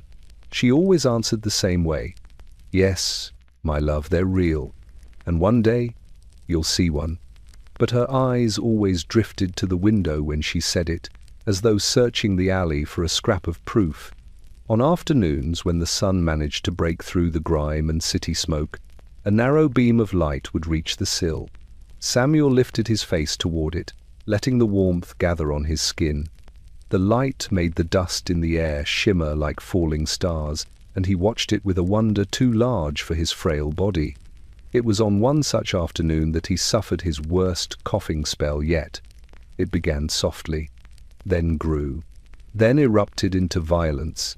His small frame lurched forward, his hands gripping the windowsill until his knuckles turned white. His mother rushed to steady him, whispering his name through trembling lips. The coughs tore through him like claws, each one deeper, longer, more merciless than the last. His body shook so hard the windowpane rattled in its frame, threatening to shatter under the strain. Neighbors heard and paused mid-task. Mrs. Klein froze in the hallway. Mrs. Blythe set aside her sewing. Even Helmut, the violinist, lowered his instrument. The tenement itself seemed to hold its breath. At last, Samuel's cough subsided into a thin whimper. His chest heaved as though fighting to stay inflated. His mother pressed her cheek against his hair, tears darkening the shawl. "You're all right," she whispered. "You're safe." But Samuel didn't answer. His gaze rested somewhere beyond the alley, fixed on a patch of sky barely visible between the rooftops, a pale, distant sliver of blue that looked almost like the shade of the meadow in the picture. That night, Samuel's mother stayed awake beside him, listening to every breath, fearing each pause. She kept the window cracked open, despite the chill, hoping the night breeze might carry healing rather than harm. Downstairs, the pipes began their midnight song. The staircase groaned. Rats scurried behind the walls. The tenement whispered around her like a creature shifting in uneasy sleep. Inside room 4, Samuel slept at last, curled beneath his thin blanket. But even in rest, his breaths were shallow, each one a fragile thread tethering him to the world. And as the moonlight filtered weakly through the warped glass, brushing his pale face with silver, the tenement seemed to sigh a low, mournful sound, as though it already knew that the coughing child on the windowsill was running out of tomorrows. In winter, the tenement transformed into something sharp and vindictive. Cold crept into every crack of the building, settling into the walls the way old grief settles into a widow's bones. Even the ground floor, nearest the street's bustle and the thin warmth of passing bodies, shivered beneath layers of frost. But on the top floor, 5 stories above the slush and clattering carts, the cold carried a cruelty that felt personal. The tenants said the top floor was where warmth went to die. The building's single stove, ancient and begrudging, stood on the first floor and was meant by some naive architect long dead to warm the rooms above through a series of iron vents. But the vents were clogged, dented, rusted, or simply uninterested in performing their duty. The heat rose only halfway before surrendering, dissolving into the stairwell like a weary sigh. By the time it reached the uppermost landing, it was nothing more than a memory. Children who lived on the top floor grew accustomed to waking beneath blankets stiff with frost. Their breath clouded the air in small puffs that evaporated too quickly, as though the cold devoured even their exhalations. Windows crusted with ice from the inside. Water pails froze solid. Bread hardened overnight into stones that cracked teeth if bitten unwisely. And still somehow the families endured. Among them lived the Rourke family, a mother, father, and 2 daughters who slept huddled together like sparrows, seeking refuge in a winter-bared nest. Their room was the furthest from the stairwell, and therefore the coldest in the building. The walls sweated frost. The boards bit at bare feet. Even the rats avoided the room, preferring the relative comfort of the floors below. Each morning, Mr. Rourke attempted to heat a small pot of tea using a candle stub, an effort both valiant and hopeless. The tea never grew hot, only lukewarm, tasting faintly of wax. But he offered it to his daughters with a smile that tried to hide the trembling of his hands. "It's warmer than it was yesterday," he lied gently. His wife said nothing, only wrapped the girls tighter in their threadbare shawls. Sometimes, when a rare blast of warm air puffed up from the lower floors, it lingered on the landing for no more than a moment. Tenants emerging from their rooms would feel the warmth brush their cheeks, like the fleeting touch of a parent long lost. They stood very still, afraid to disturb it. But inevitably, the cold reclaimed its territory, swallowing the warmth whole. One brutal January night, the building's cold reached a new depth. The wind outside clawed at the walls with a fury that rattled nails loose. Snow piled against the windows, pressing inward with a quiet insistence. The pipes groaned, the staircase shuddered, and the entire top floor seemed to shrink beneath the weight of winter's wrath. The Rourkes burned everything burnable, old newspapers, broken chair legs, even a pair of ruined shoes to keep their small tin stove alive. The flame flickered weakly, casting long, skeletal shadows across the frost-gripped room. But the fire was losing.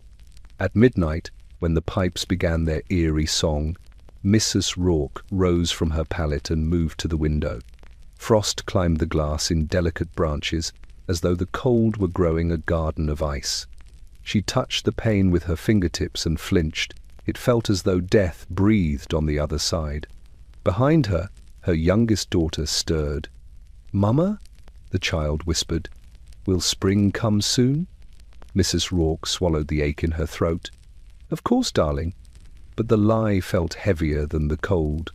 The next morning, a thin cry echoed across the top floor, the kind of sound that silenced every other noise.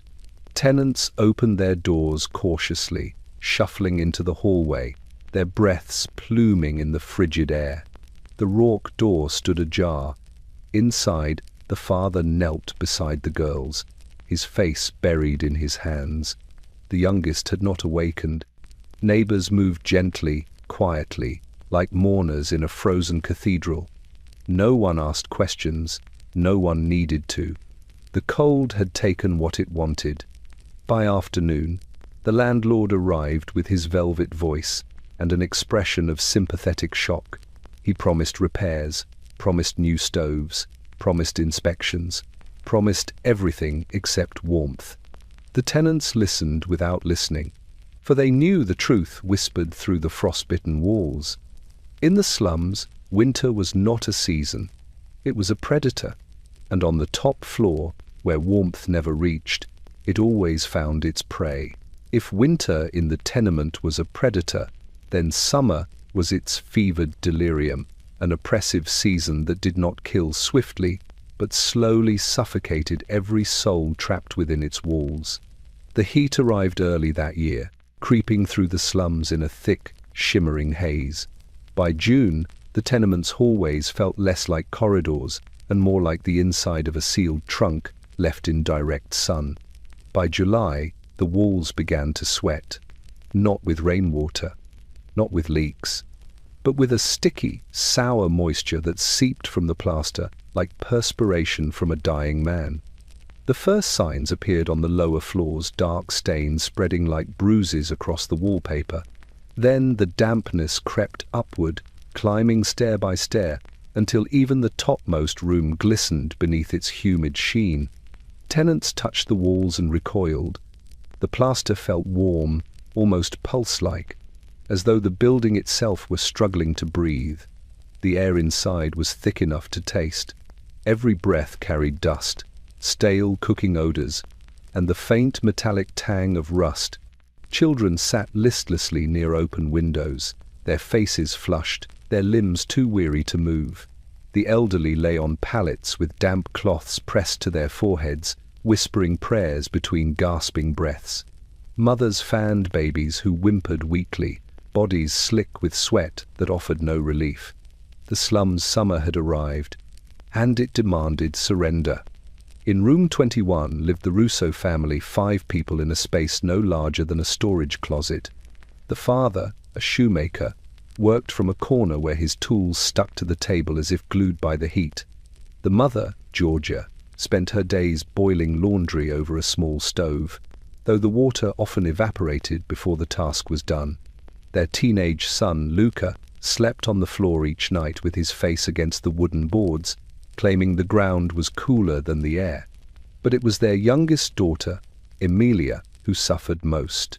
Barely 5 years old, she wilted like a flower under the oppressive heat. Her breathing grew shallow, her eyelids drooped. Georgia pressed cool rags to her skin until the rags turned warm within moments. "Drink, mia dolce," she pleaded. But the water in the pitcher had become tepid, almost soured from standing too long. Outside, the street vendors shouted through hoarse throats, peddling fruit that spoiled faster than it could be sold. Milk turned within hours. Meat stank by morning. Even bread sweated, its crust growing soft and sticky in the humidity.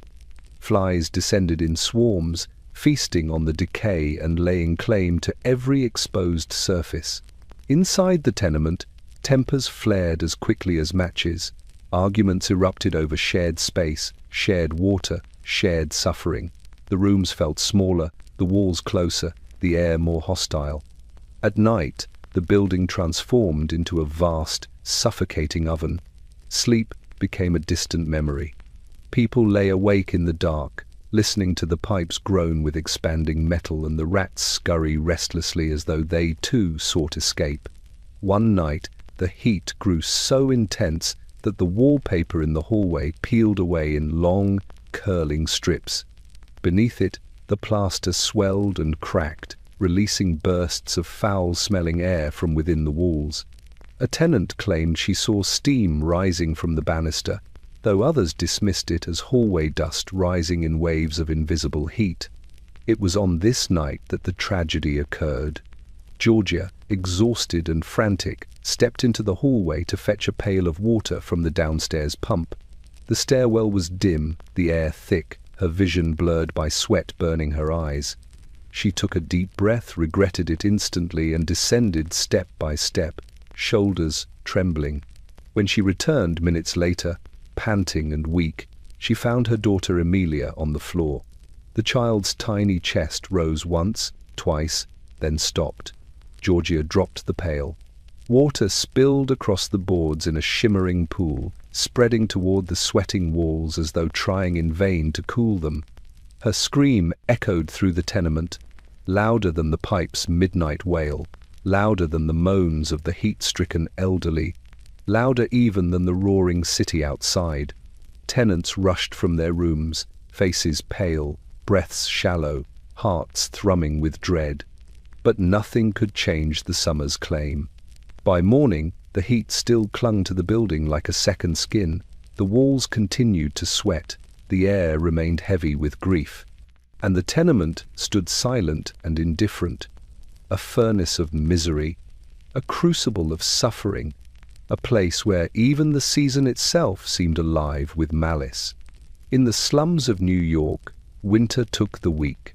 But summer took the beloved. Behind the tenement, hidden from the main street and ignored by all but the desperate, lay an alley so narrow that two people could not walk side by side without brushing shoulders. It smelled perpetually of rot, coal smoke, and something else, something older and more feral, as though the alley itself had a stomach that had long since soured. The cobblestones were uneven, cracked open like old teeth, and in their gaps gathered a dark sludge that no broom, no rain, no mercy could fully remove. When storms swept through New York, pounding the rooftops with relentless sheets of water, the wealthy neighborhoods rejoiced. Rain meant freshened air, cleaner streets, the washing away of dust, and July's oppressive heat. But in the slums, rain was an omen, for the alley behind the tenement did not receive rain. It drank it. The water pooled at first in shallow puddles, reflecting dim gaslights in trembling circles. Then it seeped downward between the stones, vanishing into the earth as though swallowed whole. Children watched this with a strange fascination, the way the puddles shrank, the way the ground seemed to suck greedily at the water. "Thirsty," whispered one child once, wide-eyed. The others nodded solemnly. The alley was always thirsty. But what it returned afterward was not what it consumed. Hours after the rain stopped, sometimes minutes, thin streams of water oozed back up between the cobblestones, not clear, not cold, not cleansing, but dark, slimy, foul-smelling in a way that burned the nostrils and clung stubbornly to clothing. This returned water coated the stones in a viscous sheen, staining boots and hems, turning the air thick with rot. Tenants swore it carried disease. Some believed it carried memories. On particularly warm nights, the alley steamed thin tendrils of vapor rising from the stones, like breath escaping from a sleeping beast. The steam carried a smell so sour, so offensive, that mothers forbade their children from stepping outside after dusk. Even rats approached the alley with caution, sniffing the air before descending into its shadows. Mrs. Donnelly, who lived on the first floor and emptied her wash basin into the alley each morning, claimed the sour water spoke to her. Not in words, she insisted to a skeptical neighbor, but in feeling, a heaviness, a warning. The neighbor laughed at first until she ventured into the alley one night and returned pale, shaken, insisting she had heard something sloshing beneath the stones, even though no creature was in sight. The alley's most disturbing habit appeared during the heaviest storms, when the sky broke open, when thunder shook the tenement's bones. The alley filled, rising quickly, frighteningly, swallowing wooden crates and rotting food scraps as though building an appetite. Children watched from the windows, faces pressed against the glass. Tenants muttered prayers. Some claimed they saw shapes moving beneath the murky surface. But once the rain ceased, the alley drained itself with unnatural speed, rapidly sucking down the flood as though devouring it. The water retreated in swirling spirals, leaving behind a glistening residue that stained everything it touched. One summer evening, a young boy named Calvin ventured into the alley alone. He had lost a wooden toy, a crude carved horse, and believed the storm had washed it toward the cobblestones. His mother forbade him. But boys in the slums often obeyed hunger or curiosity more than rules. He tiptoed across the slick stones, scanning the ground for any sign of the toy. The air smelled like something rotting beneath a hot sun. His stomach tightened. Still, he searched until he reached the center of the alley, where a shallow puddle lingered, swirling faintly despite the unmoving air. Calvin bent down. The puddle rippled. Something bubbled beneath. He reached toward it, and the puddle surged upward, spraying his face with foul-smelling water. Calvin stumbled back, screaming. Tenants rushed from the building, grabbing the boy and carrying him inside. His eyes were red, his skin burning from the sour water's touch. For days afterward, he suffered fever and hallucinations, whimpering about faces in the stones, about hands under the puddle, about something hungry. The doctor shrugged. "Infection," he declared. But the tenants knew better. After that night, no one ventured into the alley, unless forced. Laundry was hung indoors. Trash was thrown from windows rather than carried out. The alley grew still, watching, waiting, breathing its sour breath into the air whenever rain threatened.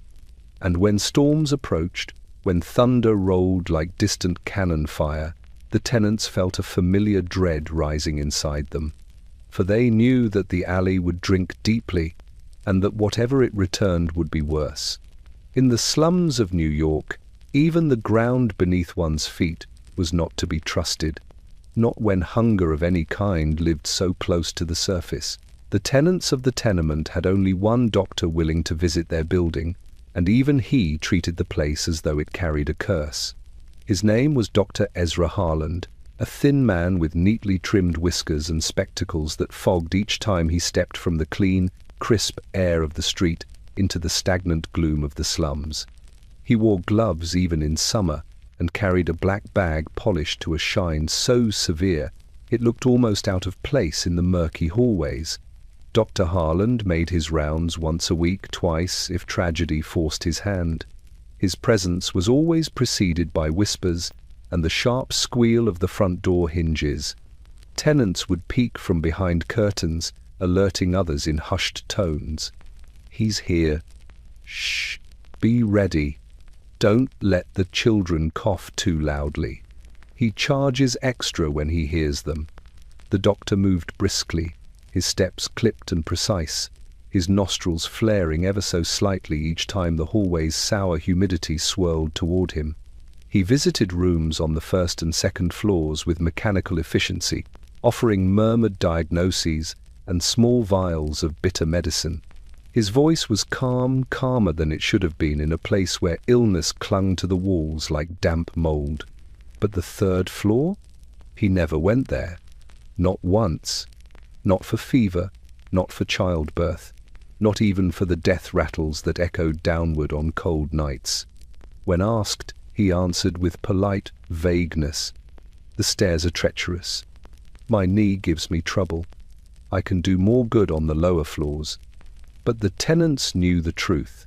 They saw it in the way he avoided looking upward when he stood at the foot of the staircase, in the way his gloved hand tightened on his bag when footsteps sounded above, in the way he always scheduled his visits for early afternoon, never after dusk, when the shadows thickened and the pipes began their nightly lament. There was something on the third floor he feared, something he would not name, something he would not face. One sweltering summer day, Mrs. Alvarez from room 32 sent her eldest daughter to fetch the doctor. Her husband, Miguel, had taken ill, struck with a fever, so fierce his skin burned at the touch. His eyes rolled back in his head as he muttered in delirium, calling out for memories that had long since faded. The air in the room smelled of sickness and despair, heavy enough to press on the lungs. When the daughter reached Dr. Harland, then treating a sprained wrist on the second floor, she tugged desperately at his coat sleeve. "Please, sir," she begged. "Papa needs you. He's shaking so hard the bed moves." The doctor froze. The request alone did not bother him. Such pleas were common. But the room number 32 sent a subtle shiver through his posture. He cleared his throat, adjusted his spectacles. "I cannot climb that high today," he murmured. "My leg." "It's just your bag," the girl pleaded, her voice cracking. "I can carry it. Please come. Please." He turned slightly away. The hallway fell silent. Finally, Dr. Harland placed a hand on the girl's shoulder, gentle, sympathetic, useless. "Child, bring him cool cloths. Keep him drinking. If he survives the night, I will see him in the morning." The girl's face crumpled in disbelief. "In the morning, he will be dead." Her words echoed down the stairwell. Tenants leaned into their door frames, listening. The pipes shuddered overhead. Dr. Harland stepped back, clutching his bag so tightly the leather groaned beneath his grip. "I am sorry," he said, and though his voice was soft, there was steel beneath it, cold, immovable, final. He left within minutes, coat flapping behind him like a retreating shadow. Miguel Alvarez died before dawn.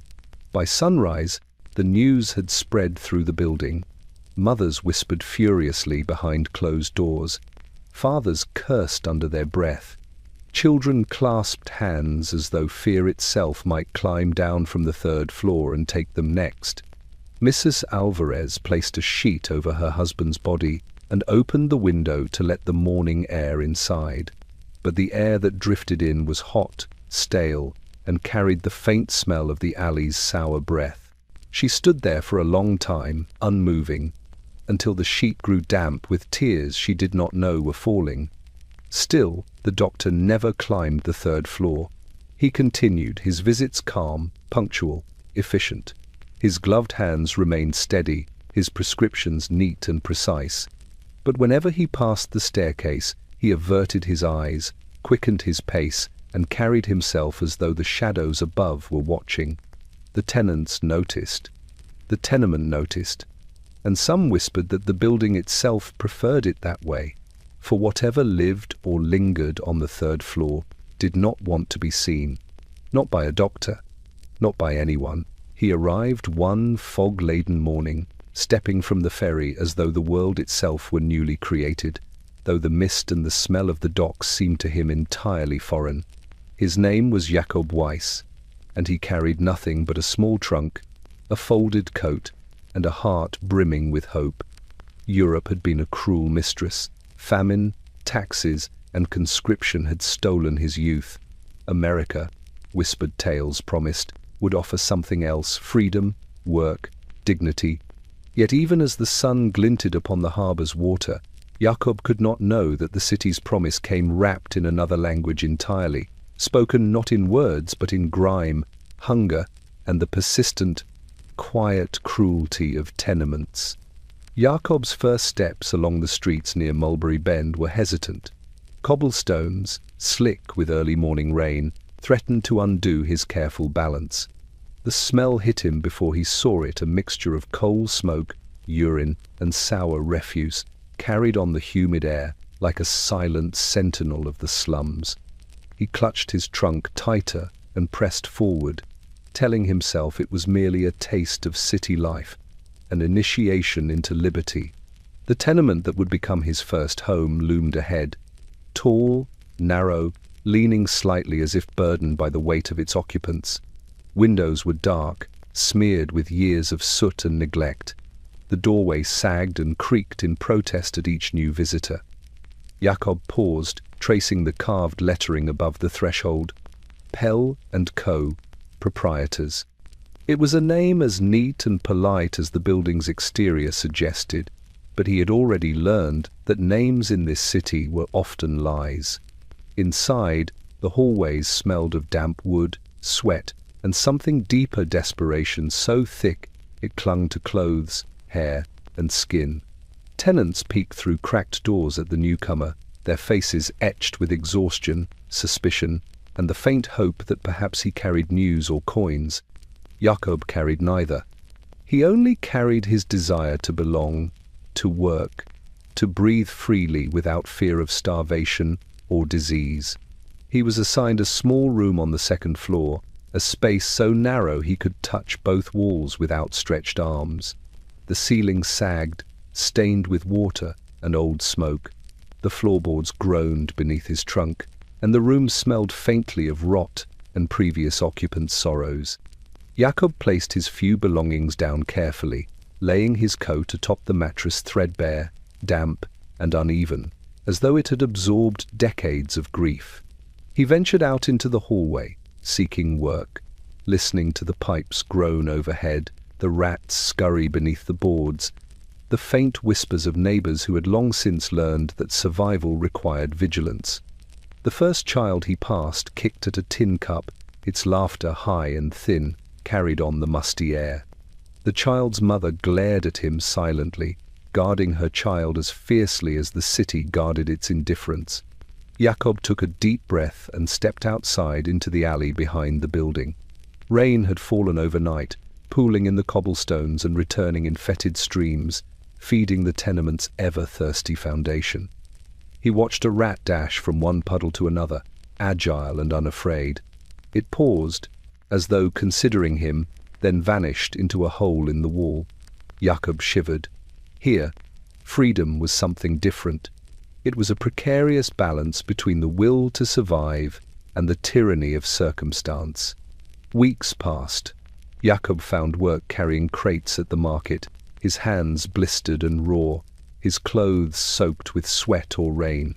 He ate from bowls handed down from neighbors, sharing scraps, avoiding sickness, enduring every humiliation with the brittle patience of someone who believed every moment of misery might be a step closer to liberty.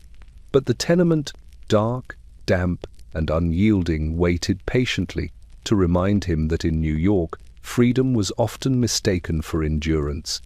One night, lying on the uneven mattress beneath the faint glow of a single candle, Jakob realized his mistake. Misery was not a trial to be conquered. It was a presence, a constant companion that did not leave even in dreams.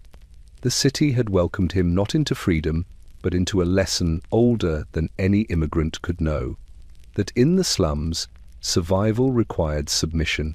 Hope was permitted, briefly, only to be crushed when the walls sweated, the pipes sang, or the alley returned its sour water. Jakob closed his eyes.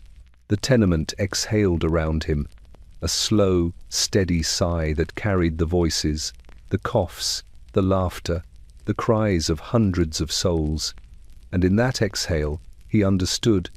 Liberty was not the absence of oppression, but the endurance of it. And in the slums of New York, endurance was all anyone could claim. In a room on the third floor, where sunlight rarely dared to intrude, a young girl named Clara lay in the narrow confines of a straw-filled mattress, surrounded by a scattering of tattered dolls and scraps of cloth. She was 10, though her eyes carried the world's weight, and her small body had long since learned to bend beneath it. Today, though she did not know it, was her birthday, a fact that mattered little in a place where days bled together under the oppressive routine of hunger, heat, and ceaseless labor. Clara had forgotten entirely. The morning began as all others did, the hallways vibrating with the faint groan of the building, the pipes singing their hollow lament, the rats scuttling as though keeping a precise count of the tenants' despair. Her mother rose first, dressing the younger siblings in rags patched from every season past, and sent them off to scavenge scraps or deliver laundry. She herself busied herself with the stove, coaxing the last remnants of warmth from a weak flame, while Clara lay on her side, curling tighter into the mattress that never dried and exhaled cold moisture into her face. The window was open just a fraction, letting in a thin ribbon of light that shone on the peeling wallpaper.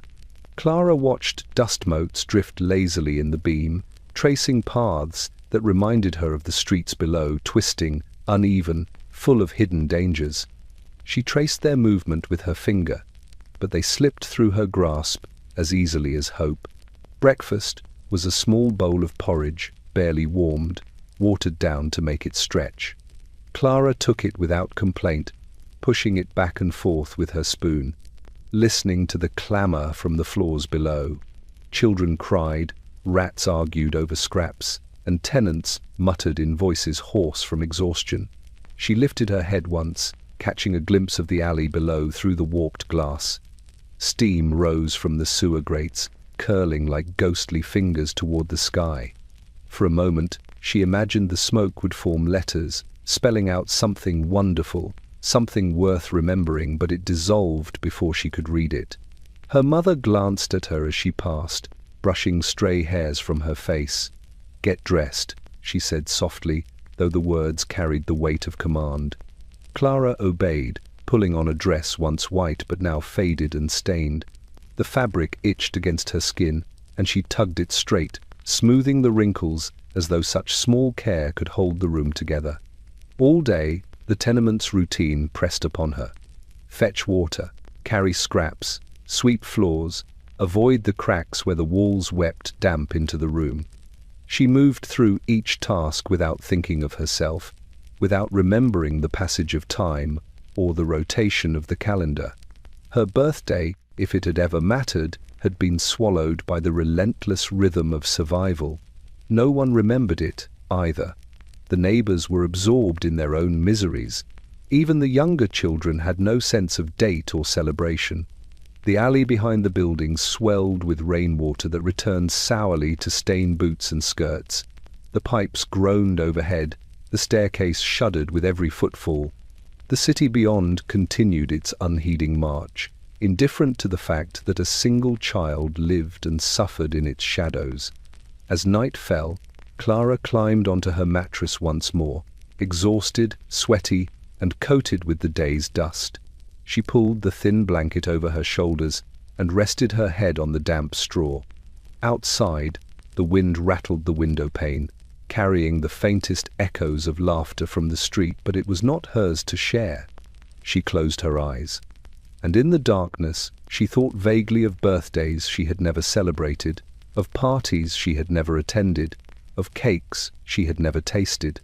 She did not know whether to mourn the absence or to accept it as inevitable. The buildings sighed around her, the walls, the floors, the pipes, the rats, each exhaling the same truth. In the slums of New York, time had no ceremony. Childhood had no honor. Birthdays were not remembered.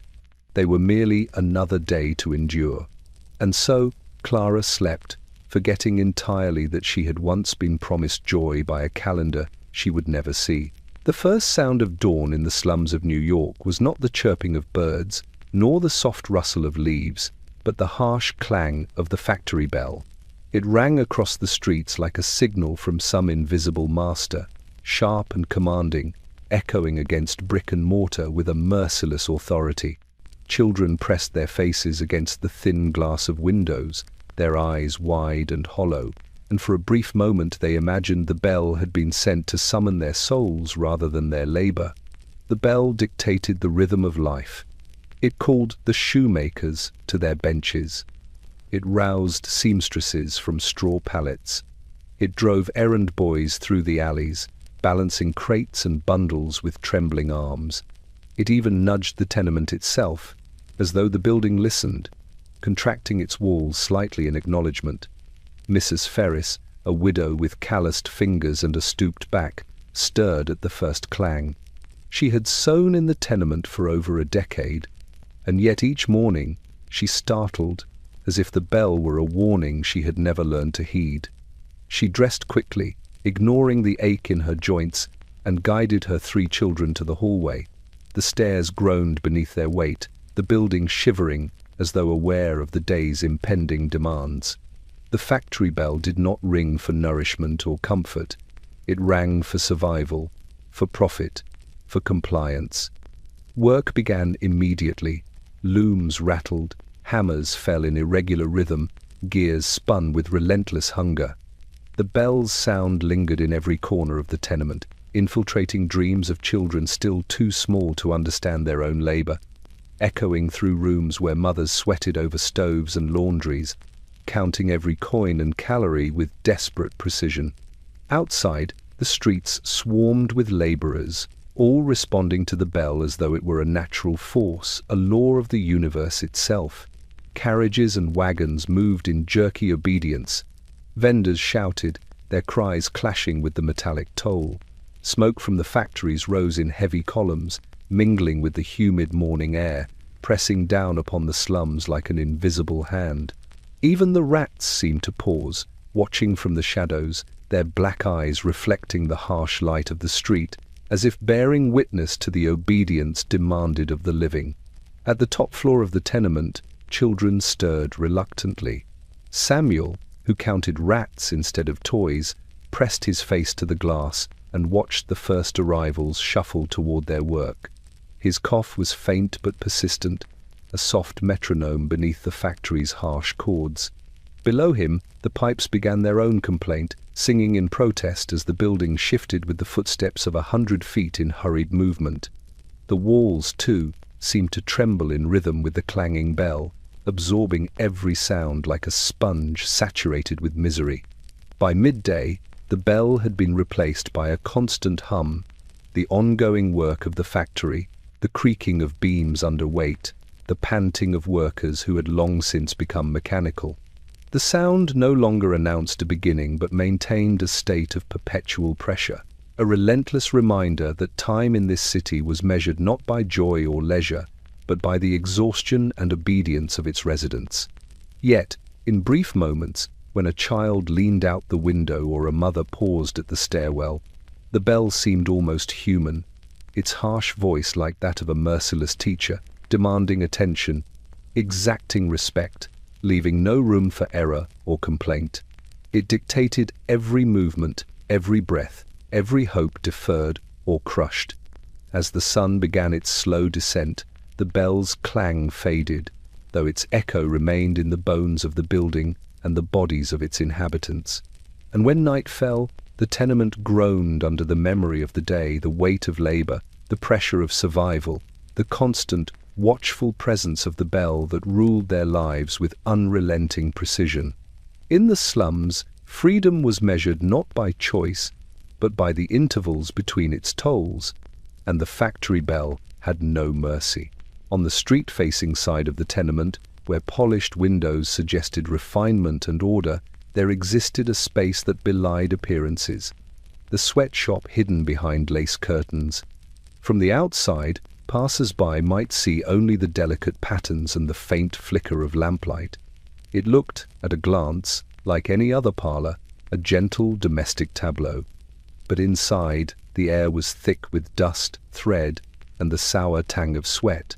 The faint illumination revealed cramped bodies bent over tables, their hands moving with mechanical precision, their faces pale, eyes hollow from hours of unceasing labor. Mrs. Greenfield, who owned the modest business, stood near the doorway, supervising without speaking. Her lips were pressed in a thin line, her fingers tapping lightly against a ledger she carried as though it might strike fear into anyone who dared complain. She wore a dress far too elegant for the room and gloves that shone with a polish unlikely in such a setting. Her presence was a constant reminder that appearances mattered more than human suffering, that productivity mattered more than life itself. The workers were mostly women, many barely in their teens, their shoulders hunched, their spines curved from months spent at the sewing tables. Needles pierced fabric ceaselessly, the click-click of metal threading through cloth blending with their labored breathing into a rhythm that seemed almost ritualistic. Each stitch carried the weight of long hours, low wages, and the unspoken threat that a single mistake might bring scorn, dismissal, or worse. At one table, a young girl named Eliza coughed, her lungs irritated by the dust of lint and the closeness of bodies. She pressed a hand to her mouth and carried on, threading her needle with trembling fingers. Her mother, who worked beside her, whispered a warning to be careful, but no one could stop the relentless pace. Every garment was demanded yesterday, every seam perfect, every hem taut. The lace curtains allowed no view of the street below, insulating the room from reality, but offering no reprieve from the oppressive air that seemed to grow heavier with each passing hour. During the hottest afternoons, the sweatshop became nearly uninhabitable. The thin boards beneath their feet heated from the sun. The room itself seemed to pulse with the collective exhaustion of bodies pressed too tightly together. Sweat dripped from foreheads onto the fabric, staining it with salt and fatigue. The air shimmered with heat and despair, carrying a metallic tang that clung to skin and hair, a scent that lingered even after the lamps were extinguished. The lace curtains, so delicate and pretty, were a cruel irony. They softened the sunlight, creating patterns that danced across the floor, shadows that might have seemed whimsical in another room. Here, they were a trap, hiding the toil and misery from the world while amplifying its weight for those who labored behind them. Outside, pedestrians could admire the windows, unaware that every shimmer was purchased with broken backs and blistered fingers. By nightfall, the workers dragged themselves from their stations, limbs stiff, eyes aching, skin clammy from hours of heat and exertion. Mrs. Greenfield locked the door, counting her coins with satisfaction, oblivious or indifferent to the bodies she had commanded. The lace curtains swayed faintly in the evening breeze, a deceptive promise of gentility that concealed the harsh truths within. And still, the women returned each morning. Hunger, poverty, and the illusion of hope drove them back into the sweatshop, beneath the lace curtains, where work ruled with the precision of a tyrant. They bent and stitched, coughed and toiled, listening to the hum of sewing machines and the soft, oppressive sigh of the tenement above. The sweatshop was a sanctuary for survival, a prison for dreams. And the lace curtains, delicate as a sigh, hid it all from those who might have wished to see. In the tenement, money arrived rarely, and when it did, it arrived with the weight of disappointment already pressed into its folds. Coins, small and pale, clinked softly against tin cups or copper plates, but their sound was hollow, echoing the futility of the labor that had earned them. Few hands held them long. Fewer still could convert them into sustenance that lasted more than a day.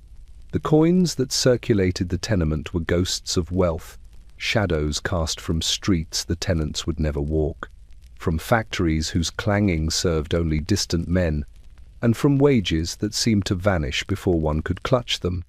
Mrs. Callahan, a widow of 39, had known the journey of these coins better than most. Each week, her husbandless body carried her to the factory gate, where a clerk with a watchful eye handed her a handful of copper pieces.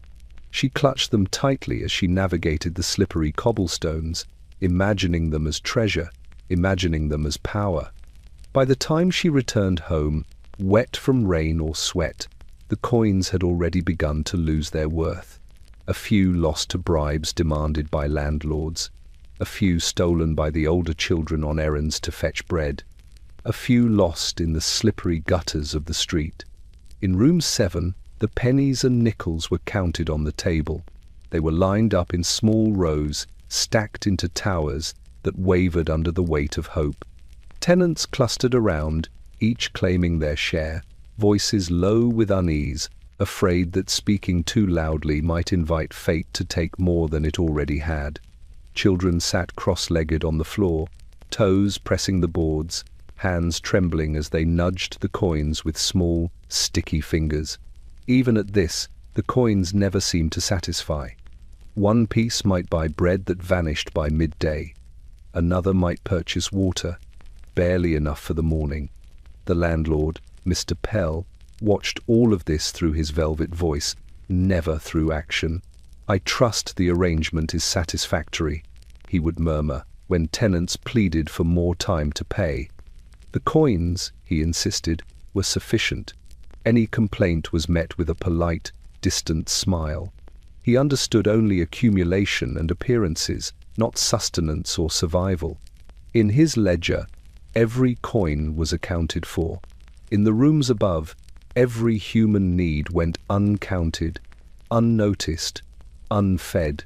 By evening, the coins had completed another ritual journey. The children had been sent to bed without supper.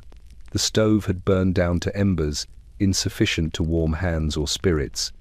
The mother had tucked the youngest close, whispering promises she did not believe. And the coins, thin, cold, gleaming in the dim lamplight, sat atop the table, counting themselves rather than the lives they were meant to sustain. Some nights, the tenants imagined the coins held secret voices, murmuring from the floors, laughing at their owner's despair. Perhaps it was the pipes groaning, perhaps the rats scurrying, perhaps only imagination, but the effect was the same. Coins had their own power, and it was not to feed, to warm, or to comfort. It was to remind those who held them of the futility of counting wealth in a place ruled by neglect and hunger. One evening, Mrs. Callahan placed her palm over a small pile of pennies. She whispered to herself, "We will survive. We must." The coins lay cold beneath her hand, silent, indifferent, unconcerned with her resolve. Outside, the alley reeked of stagnant water and decay. The staircase trembled underfoot as children returned from errands. Somewhere, a rat scuttled across the boards. The tenement exhaled through the walls, thick and heavy, pressing the scent of despair against the occupants like an invisible hand. By midnight, the coins had performed their daily duty. They had clinked, counted, and disappeared into pockets and purses, only to reappear the next morning in new hands, carrying the same weight of false hope. They never reached the table long enough to sustain anyone, never lingered where warmth or life might have been possible. Their journey was endless, as were the lives that depended upon them. In the slums of New York, wealth was always present, yet always absent. The coins never fed. They never warmed. They never stayed. And the tenement, patient and indifferent, continued to demand the price. He was called Mr. Whitmore, though some tenants whispered other names in fear, muttering them behind closed doors, as if the sound itself might summon him to the third floor. He was not a landlord in the traditional sense. He did not maintain walls or floors or plumbing. His business was more subtle, more merciless. He was a broker of human rooms, a man who dealt not in bricks or boards, but in the lives that filled them. To him, the tenants were commodities, measured not by their needs or their suffering, but by the rent they could pay and the labor they could provide. Whitmore arrived most mornings in a polished carriage, the wheels clattering over the uneven cobblestones like a prelude to judgment. He carried a ledger so large and dark it seemed to swallow light, its pages filled with names, sums, and shorthand notes that only he could interpret. He stepped lightly on the first floor, gloves brushing against the railing, eyes calculating as they swept the hallways. His first stop was often the widow's room. Mrs. Callahan had been a tenant for nearly a decade, and Whitmore knew exactly what she could pay. And when she would falter, he never raised his voice. He did not need to. His calm, soft-spoken manner was worse than anger. It suggested inevitability, the slow certainty that her life would always be measured against the limits of her purse. "The payment is overdue," he would say, glancing briefly at the clock on the wall. "Next week," she would reply, hands trembling. "Very well," he murmured, as if he had already predicted her response, and moved on. He visited the children next, though not to care for them. They were witnesses to his presence, learning early that time and space in this building were commodities as precious as the coins that slipped from trembling hands. He would watch them shuffle past the stairwell, notice which children stumbled on warped boards, which caught the rats with their eyes, which murmured prayers under their breaths, and make faint notes in the ledger calculations, not of kindness, but of survival, of leverage, of future rent. Sometimes he lingered in a room just long enough to see the fear in the occupant's eyes, to feel the pulse of exhaustion. His calm was suffocating. It pressed against walls, seeped into mattresses, followed tenants to the staircase, and hung in the air above the narrow hallways like a shadow heavier than smoke. By afternoon, Whitmore had measured the value of everyone in the tenement. He had calculated which families could pay next month, which children could be used to supplement income, which rooms might be reassigned or subdivided. He moved from floor to floor, silently noting the cracks in the walls, the damp in the ceilings, the failing boards that could be leveraged against rent. He left just before evening, a shadow receding into the street, his ledger clutched tightly. Yet his presence lingered. The rooms seemed smaller, the hallways narrower, the air more oppressive. The tenants whispered his name in fear, though he was gone. The children learned quickly that they could never leave a room without leaving a mark, an imprint of their exhaustion, their hunger, their compliance.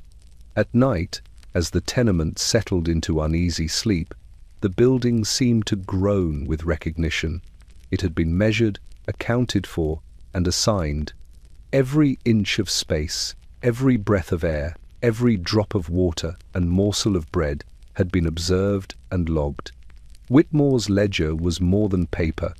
It was a map of the building's heart, a ledger of suffering that the city above had ignored. In the slums, it was not always the storm, the fire, or the disease that ruled.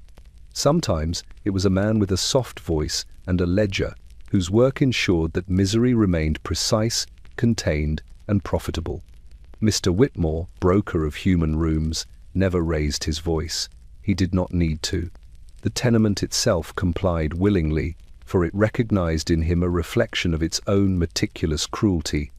And the tenants, silent, weary, obedient, learned early that survival often required submission to a man who dealt not in walls or windows, but in their very lives.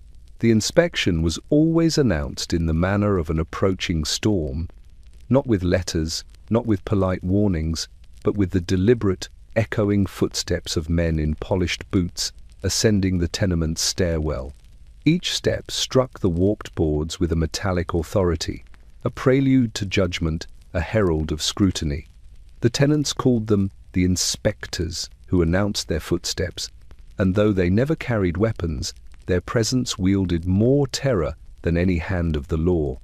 On the morning of an inspection, the tenement shifted uneasily. Children clutched pillows against their chests, mothers wiped faces and hands with rags frayed from constant use, and men leaned against walls, hoping their exhaustion would render them invisible. The hallway, narrow and dark, seemed to contract under the weight of expectation. Even the rats paused in their scuttling, whiskers twitching, sensing the approach of intruders whose business it was to note every failing, every imperfection. The inspectors themselves were formal, their coats stiff, collars starched, gloves white and pristine. Their eyes, hidden behind polished spectacles, scanned the hallways like predators, taking in crooked doors, sagging ceilings, cracked plaster, and the faintest damp stains. They paused periodically, knocking gently on doors, as though announcing their presence before entering, though it was rarely necessary, for the tenants had already stepped aside, holding their breath in fear of judgment.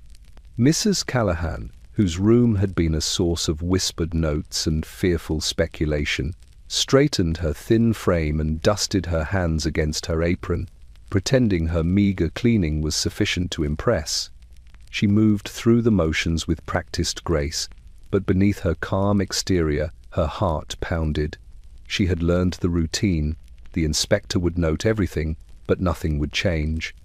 The repairs promised after the last visit had never arrived. The walls would still weep damp at the next rain. The floorboards would still groan under the weight of her children. The inspectors spoke little. Their remarks were brief, clipped, formal, a muttered word here, a note jotted in a ledger there. Yet each syllable carried the full force of authority. "Unsanitary," one said, glancing at a corner where water had pooled beneath the peeling wallpaper. "Ventilation inadequate," another murmured, peering at the upper floors where the air was thick with heat and the smell of cooking. Tenants shivered.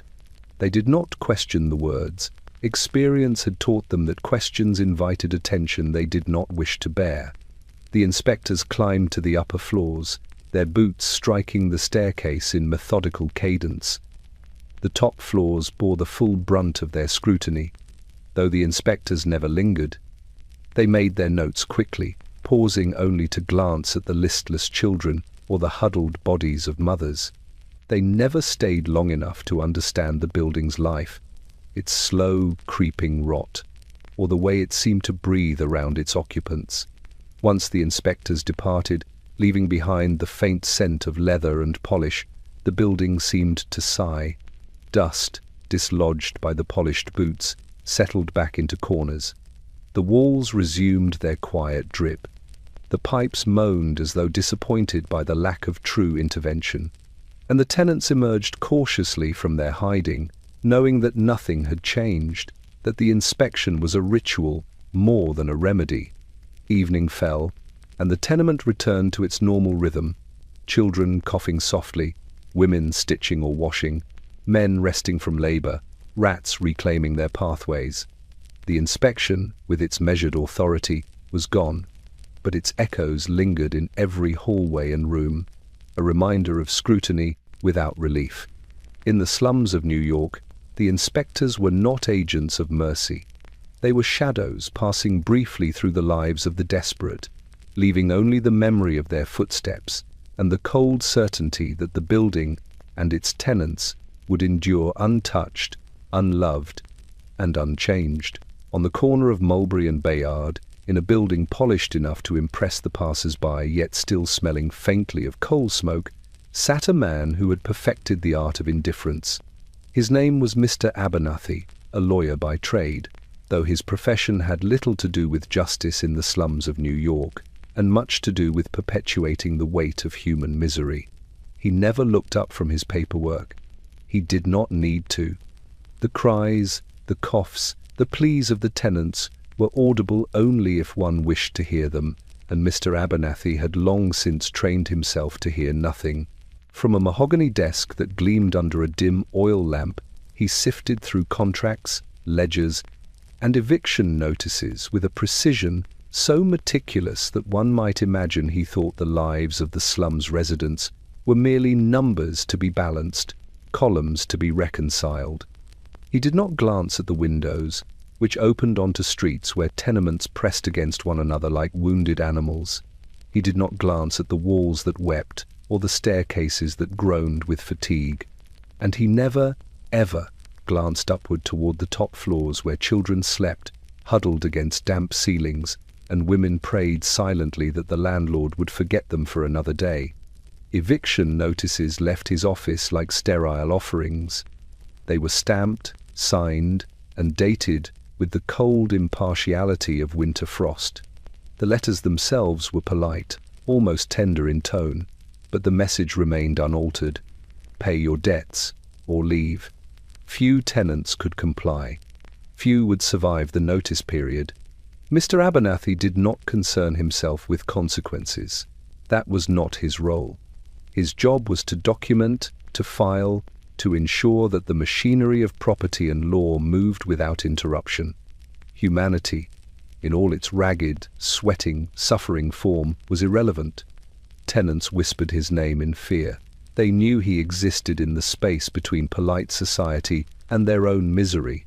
To the building, he was the invisible hand that ensured compliance, a silent predator who never needed to move. To children, he was the abstract embodiment of authority, intangible, distant, yet omnipresent. Even Mrs. Callahan, who had lived in the building for over a decade, flinched whenever she received a letter from him, though the paper itself never bore threats beyond what was legally permissible. One particularly oppressive summer, when heat pressed down upon the top floors like a weight, Mr. Abernathy's letters began to arrive with alarming frequency. Rooms that had barely survived the winter now trembled under the strain of threats, notices, and legalese. Children lay listless on the damp mattresses, unable to play or breathe freely. Mothers scoured the alleys for odd jobs, pennies, and scraps to keep the landlord satisfied. Fathers returned from factories, exhausted, only to be met with letters demanding payment they could not possibly produce. Yet Mr. Abernathy never looked up. He remained seated behind his polished desk, fingers tracing lines across contracts that dictated the tenants' lives without ever acknowledging their presence. His spectacles reflected the lamplight in perfect circles, making his eyes appear distant and unseeing, though his mind catalogued every failure, every delinquent rent, every potential for leverage. By evening, when the hallways of the tenement creaked with tired footsteps and the pipes began their low moan, the lawyer remained at his desk, meticulously filing one document after another. Outside, the city carried on with indifference. The children coughed in the corners. The rats scuttled through cracks. The walls continued to sweat, and the floors groaned under the weight of lives compressed into impossibly tight spaces. In the slums of New York, justice was not dispensed from polished desks. It was imagined, distant, and rendered irrelevant by the lawyer who never looked up, whose attention was devoted entirely to the perfection of paperwork and the meticulous neglect of human suffering. And the building sighed around him, a silent witness to the ongoing tyranny of indifference. At the corner of Mott and Bayard, tucked beneath a flickering gas lamp, there existed a tavern whose sign swung lazily in the wind, announcing in faded letters that it had been a fixture of the neighborhood for decades. Inside, the establishment smelled of spilled ale, damp wood, and the faint metallic tang of tears. It was not luxurious, nor particularly clean, but it was a refuge of sorts, a place where those crushed by the relentless machinery of the tenements might seek solace, however brief, from the suffocating world above. The bartender, Mr. O'Leary, was a man whose life had become intertwined with the suffering of the neighborhood.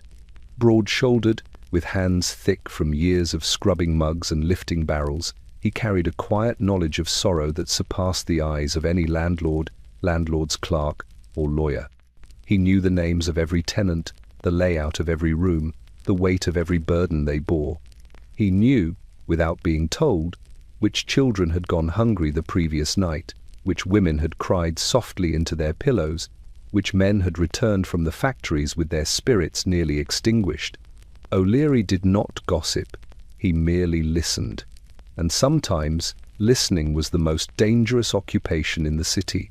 The walls of his tavern absorbed everything, as if they were extensions of him. Secrets, confessions, and whispered fears clung to the woodwork, settling into the seams between floorboards, sinking into the bar itself. Regulars came to speak in quiet tones, trusting that the man behind the counter would not only hear them but understand the invisible weight of their words. One particularly humid evening, as the gas lamps flickered and cast shadows across the rough-hewn tables, a woman entered with a child clinging to her skirts. The child's cheeks were flushed from fever, eyes wide with terror, and the mother's hands trembled as she set a small coin on the bar. Without a word, O'Leary set down a mug of warm water beside her and poured the woman a half-pint of diluted ale meant to comfort, not intoxicate. His eyes met hers briefly, conveying understanding without intrusion, and she nodded, allowing herself the smallest exhale of relief. The tavern itself seemed to shift in recognition that night, groaning faintly as though aware of the child's fever, the mother's exhaustion, the crushing heat outside. Other patrons huddled over mugs of weak spirits, sharing tales of lost wages, sick children, or landlord's threats. O'Leary moved silently among them, pouring, clearing, listening. He never judged. He simply catalogued, in his mind and in memory, the ever-growing ledger of suffering, one life at a time. He understood patterns. He knew which apartments would see illness flare after a week of rain, which stairwells were likely to collapse under the weight of deliveries, which doors concealed tragedy or theft. Sometimes he would offer a word of advice, a cautionary suggestion disguised as a casual comment, but always with care, for he knew the slightest misstep could make despair worse. By midnight, the tavern had emptied, save for a few lingering men, slouched against tables, their clothes damp with sweat and their eyes hollow from fatigue. O'Leary extinguished the remaining lamps, leaving a single flicker to mark the bar. He walked quietly to the door, opening it to the night air that smelled faintly of coal smoke, wet streets, and the sourness of alleys. He knew that the tenants would return home to rooms suffocating in heat, to ceilings that dripped, to mattresses that never dried. He knew that tomorrow the alley would drink more rain and the pipes would moan again. And he knew that someone would come in, seeking relief, seeking the comfort of understanding. For in the slums of New York, compassion was a rare currency, and the bartender who knew every tenant's sorrows dispensed it sparingly but sincerely, one quiet, listening hour at a time. In the offices of the Daily Gazette, amidst the scent of ink, damp paper, and coal smoke curling through the half-open windows, the city's plight appeared only as fragments, fleeting and easily ignored. Editors and journalists, cloaked in starched collars and polished boots, preferred their stories neat, their horrors distant, and their readership untroubled. Yet once, amid the clatter of typewriters and the whisper of presses, a reporter glimpsed the truth, and for a brief moment the tenements were seen as they truly were, suffocating, rotting, alive with suffering. The reporter, a young man named Harold Winslow, had walked the slums in the early hours of the morning, guided not by curiosity alone but by the nagging insistence of conscience. The streets were slick from a recent rain, puddles thick with refuse and reflecting the grim outlines of brick buildings that leaned toward one another as though to share their despair. Children crouched in doorways, counting rats or staring at the alley's stagnant water. Mothers whispered quietly to infants who could not yet understand hunger, their hands trembling as they smoothed frayed blankets. Every sight, every sound, every odor seemed to press against him like the very walls of the buildings themselves. Winslow entered a tenement with his notebook clutched to his chest. The hallway was dark, narrow, and humid, lined with doors behind which life and misery were packed too tightly together. The building groaned as he stepped onto the warped floorboards, a low, creaking lament that seemed to warn him, "Leave now, or take the weight of their suffering with you." He ignored the warning. Room after room revealed the same relentless reality. Children coughing in corners, women hunched over sewing projects that earned pennies too small to survive on, men returning from labor with faces pale and lips cracked from thirst. The air itself seemed thick with despair, carrying the sour tang of spoiled food, coal smoke, and damp straw. Harold wrote feverishly, his pen scratching across the pages as he recorded the minutiae, the moisture that never dried, the rats that ran boldly along walls, the mattresses pressed flat by generations of bodies. At one window, he glimpsed a child on a windowsill, lungs rattling with fever, eyes wide and uncomprehending. Outside, a rat darted along the alley, pausing as if to watch the suffering before disappearing into a hole in the brick. Harold wrote this down too. Every detail etched into memory, every fact weighted with the gravity of helplessness. He noted the lean hands pressing thin bread into desperate mouths, the small offerings of water that rarely arrived, the landlord's velvet-voiced promises that never materialized. When he returned to the office, ink-stained and shaking, he found the editors unprepared for truth. They read his dispatch with polite detachment, muttering about sensationalism and reader discomfort. Winslow argued, his voice low but insistent, that this was reality, not narrative. Yet the city preferred comfort over clarity. The story ran in a small corner of the paper, an almost invisible column. Some readers glanced at it, then turned away, as though acknowledging existence were sufficient to absolve themselves. Harold continued to walk the slums after that day, pen and notebook always at the ready, though the buildings seemed to sense his scrutiny. The tenements shifted subtly when he passed, walls sagging more heavily, pipes groaning in protest, floors creaking with what felt like whispered admonition.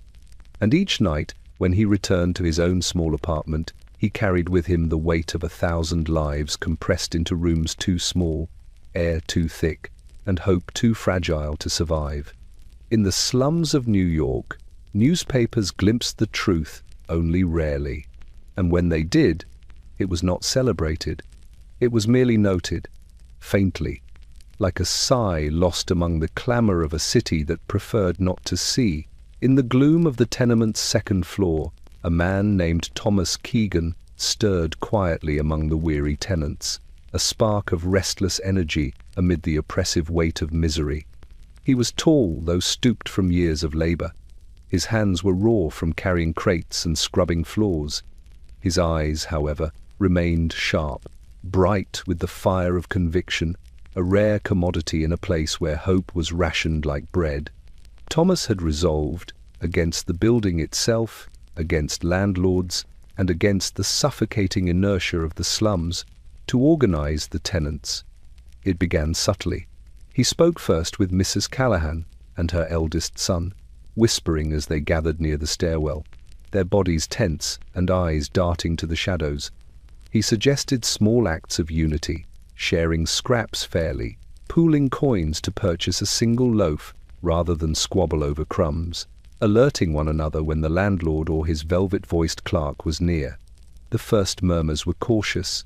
barely audible above the groan of the pipes and the rattle of the staircase. But Thomas's vision was broader. He wanted coordination, schedules for chores, collective defense against inspection, cooperative negotiations with the landlords, a simple, fragile assertion of dignity.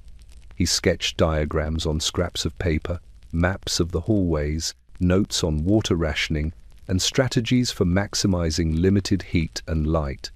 The papers, however, were stolen by small children, mislaid in the damp, or pressed into the weight of laundry symbols, perhaps, of the building's subtle resistance to order. Despite setbacks, a quiet following emerged. Women nodded discreetly in the hallways. Men exchanged low murmurs of approval over shared bread. Children learned to obey collective rules, a flicker of discipline amid the chaos of their young lives. For a brief time, the building seemed to tolerate Thomas's efforts. The floors groaned less ominously, the pipes moaned with less insistence, and the rats, though still present, moved with a kind of tentative deference, as if sensing the shift in human behavior. Yet the tenement was not kind to ambition. Its structure, both literal and figurative, resisted organization. A week into Thomas's efforts, a heavy rain fell, flooding the alley, dripping through ceilings, and saturating the mattresses that had never dried. Rooms once tidied by shared effort became sodden again, supplies were ruined, and morale faltered. The landlord, alerted to whispers of collective action, arrived in his velvet-coated carriage, his eyes glinting with cautious calculation. He offered polite reassurances while subtly shifting rent collection schedules, threatening the few coins that had been pooled. Thomas found his plans unraveling under the combined weight of environmental cruelty and human indifference. Still, he persisted. Meetings were moved to corners of the stairwell, under the dim glow of a single lamp. Instructions were whispered, advice was given quietly, and even when water leaked onto the boards, children fell asleep coughing, and pipes sang their midnight lament. Thomas continued. He spoke of solidarity, of small victories, of endurance, concepts nearly impossible to grasp in a place where existence itself was a struggle. By the end of the month, the group had accomplished little by conventional measures. Yet in secret, Thomas measured success differently. The tenants were no longer entirely isolated. They shared whispers of warning when inspectors arrived, helped one another carry water, and acknowledged the smallest kindnesses with genuine gratitude. For the first time, some dared to imagine that the tenement's relentless machinery could be resisted, even if only temporarily, through quiet cooperation. Outside, the city roared, indifferent as ever. Inside, the tenement groaned, shifted, and sighed, but now it carried a small tremor of defiance. The tenant who tried to organize had lit a fragile flame, and though the building was vast and oppressive, the light persisted, faint yet stubborn, in the shadowed corridors. It began with a whisper, faint and uncertain, curling through the alleyways like smoke from a distant fire. The whispers passed from window to window, floor to floor, gathering urgency as they traveled through the tenement's narrow hallways. By dusk, they had become murmurs of discontent, and the people, long subdued by hunger, exhaustion, and the oppressive weight of the building, began to stir. The first spark ignited in room 14, where a father, weary from 10-hour shifts at the factory and denied pay for the last week, slammed a fist upon the table in frustration. His voice cracked as he shouted for fairness, for mercy, for something, anything that might ease the relentless grind. His children watched from the corners of the room, eyes wide with both fear and a strange understanding. Mothers clutched infants to their chests, whispering hurried prayers, as the sound traveled through the walls and along the creaking stairwells. By the time the first street lamps flickered to life outside, the tenement had become a hive of agitation. Doors opened and closed sharply, footsteps clattered in the hallways, and voices, once muted, rose in a chorus of anger and despair. The building groaned under the collective weight of emotion, its pipes singing a deeper, more discordant lament than ever before. Even the rats seemed to pause, sensing a disturbance that went beyond their nightly scavenging. Down in the alley, where the sour water ran in sluggish rivulets, the residents began to gather. The children were held back, but their eyes reflected the fire of the adults' rising fury. Men shouted for justice, for recognition, for the return of coins and food long promised but never delivered. Women lifted their voices in grief and frustration, each note carrying the years of suppressed hardship. The alley, narrow and damp, became a crucible of tension, filled with the scent of sweat, coal, and wet straw. The riot, though spontaneous, was inevitable. A landlord's clerk appeared, attempting to restore order with a velvet voice that sounded pitiful against the roar of indignation.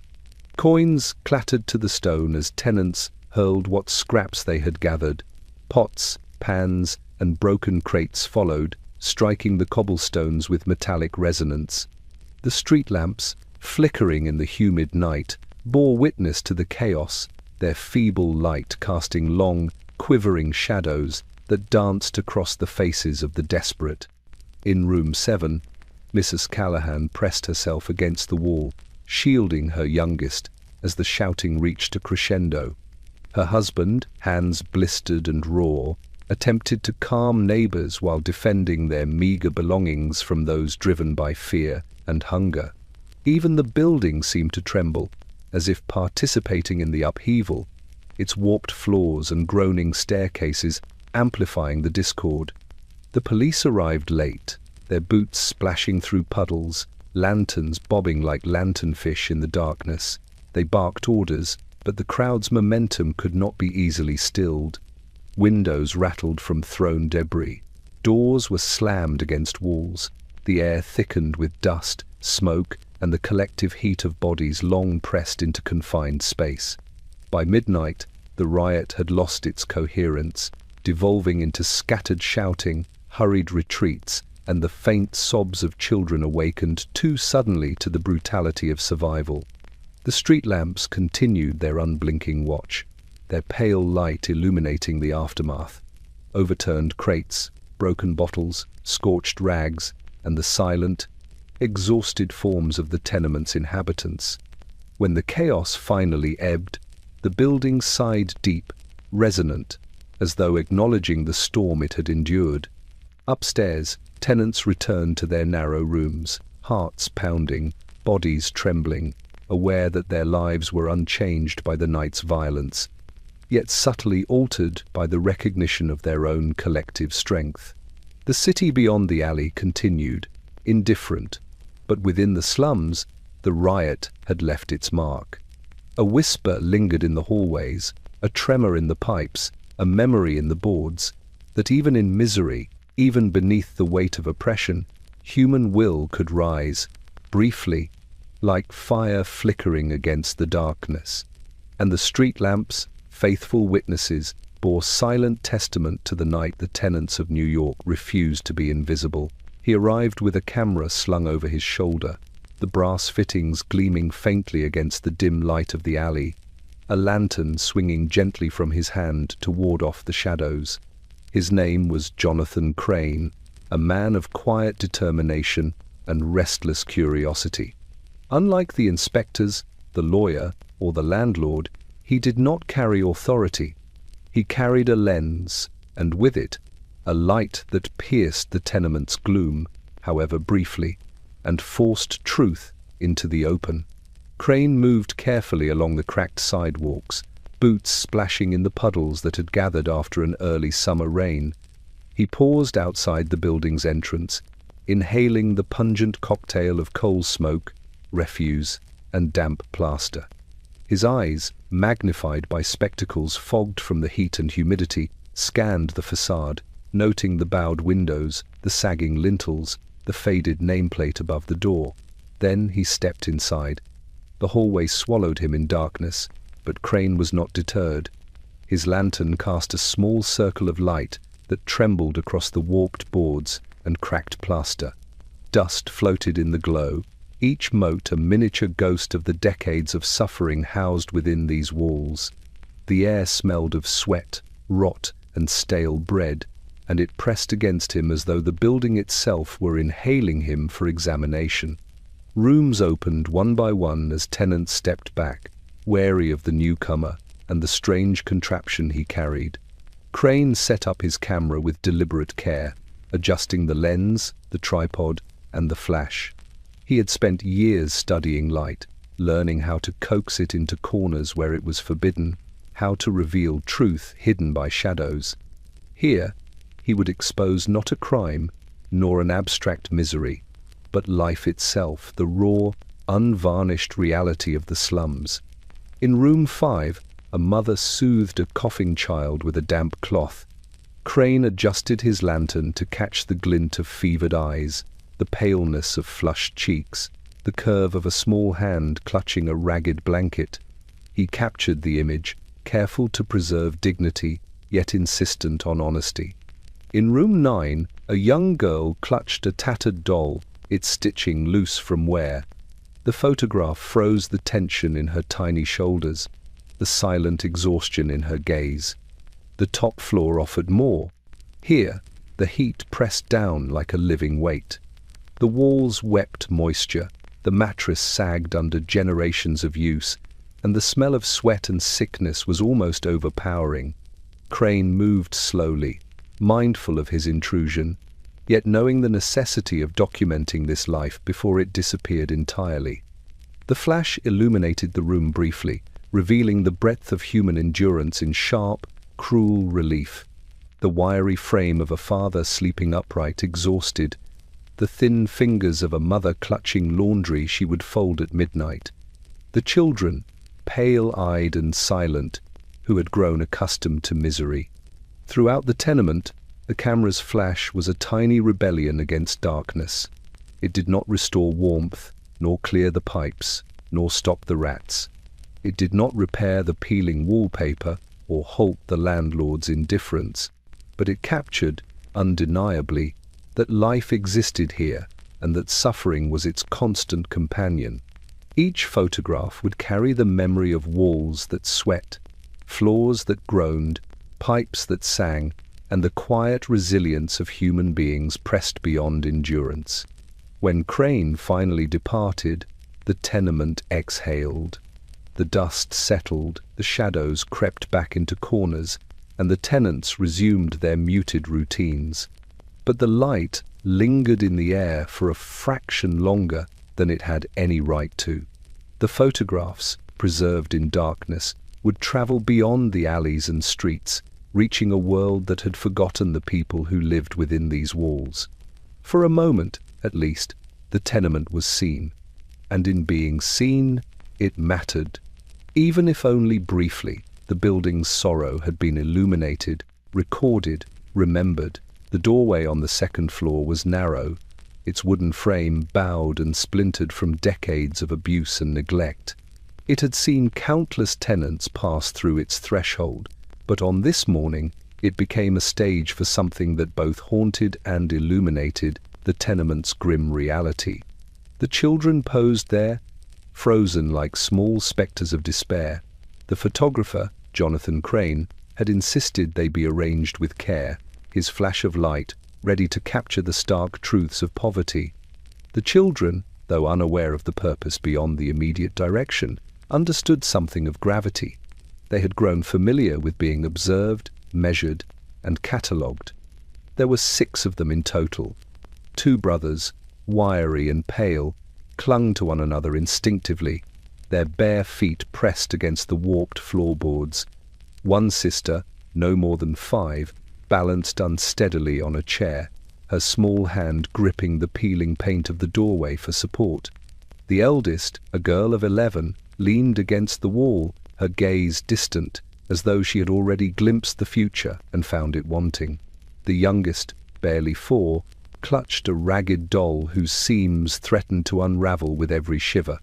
And there, at the center, was Samuel, the boy who counted rats instead of toys, his thin chest rising and falling with fever and exhaustion alike. Crane adjusted his lantern, and the children obeyed without protest. The faint light caught their faces, highlighting the hollow eyes, the pale skin, the unwashed hair.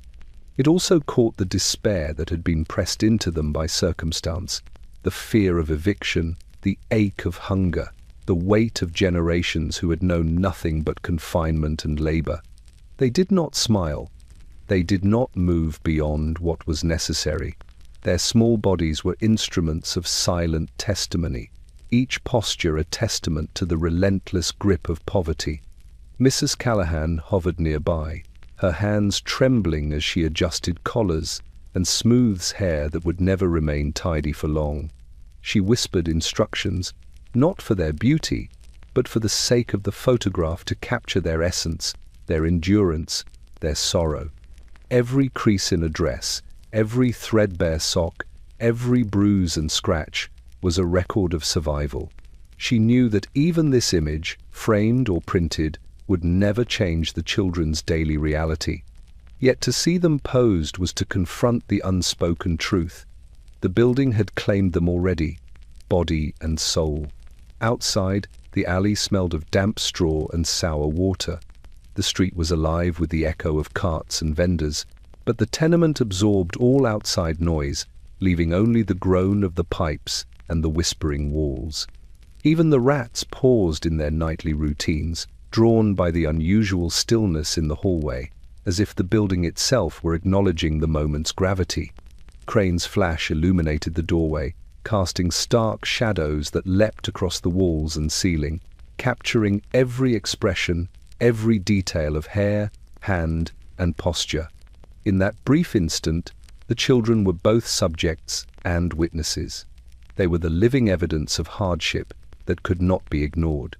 Each click of the shutter reverberated through the room, a small echo of defiance, of endurance, against a world that preferred to forget them.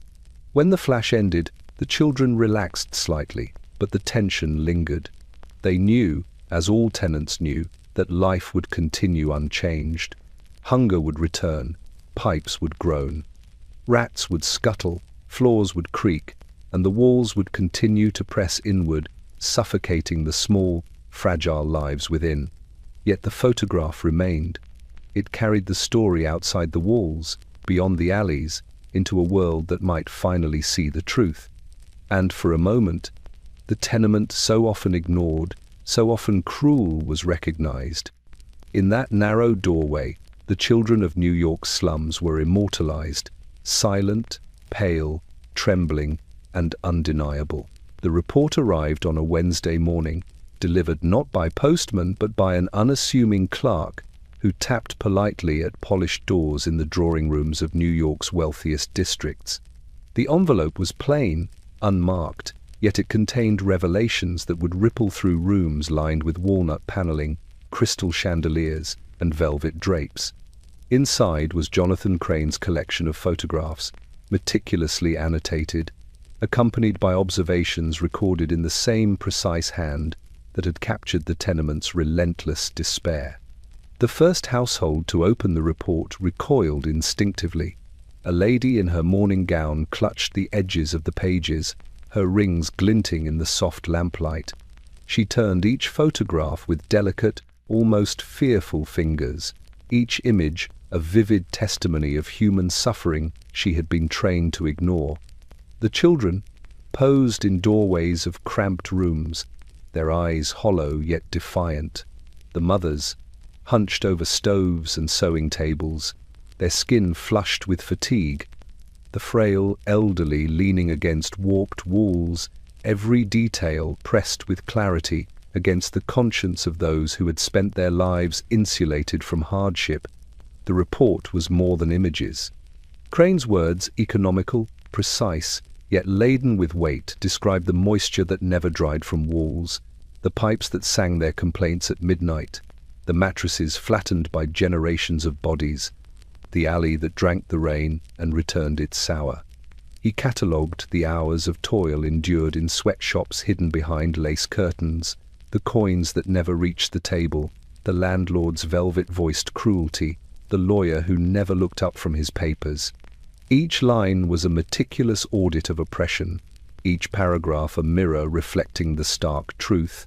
The gilded city above, owed its comfort to misery, pressed into the brick and timber below.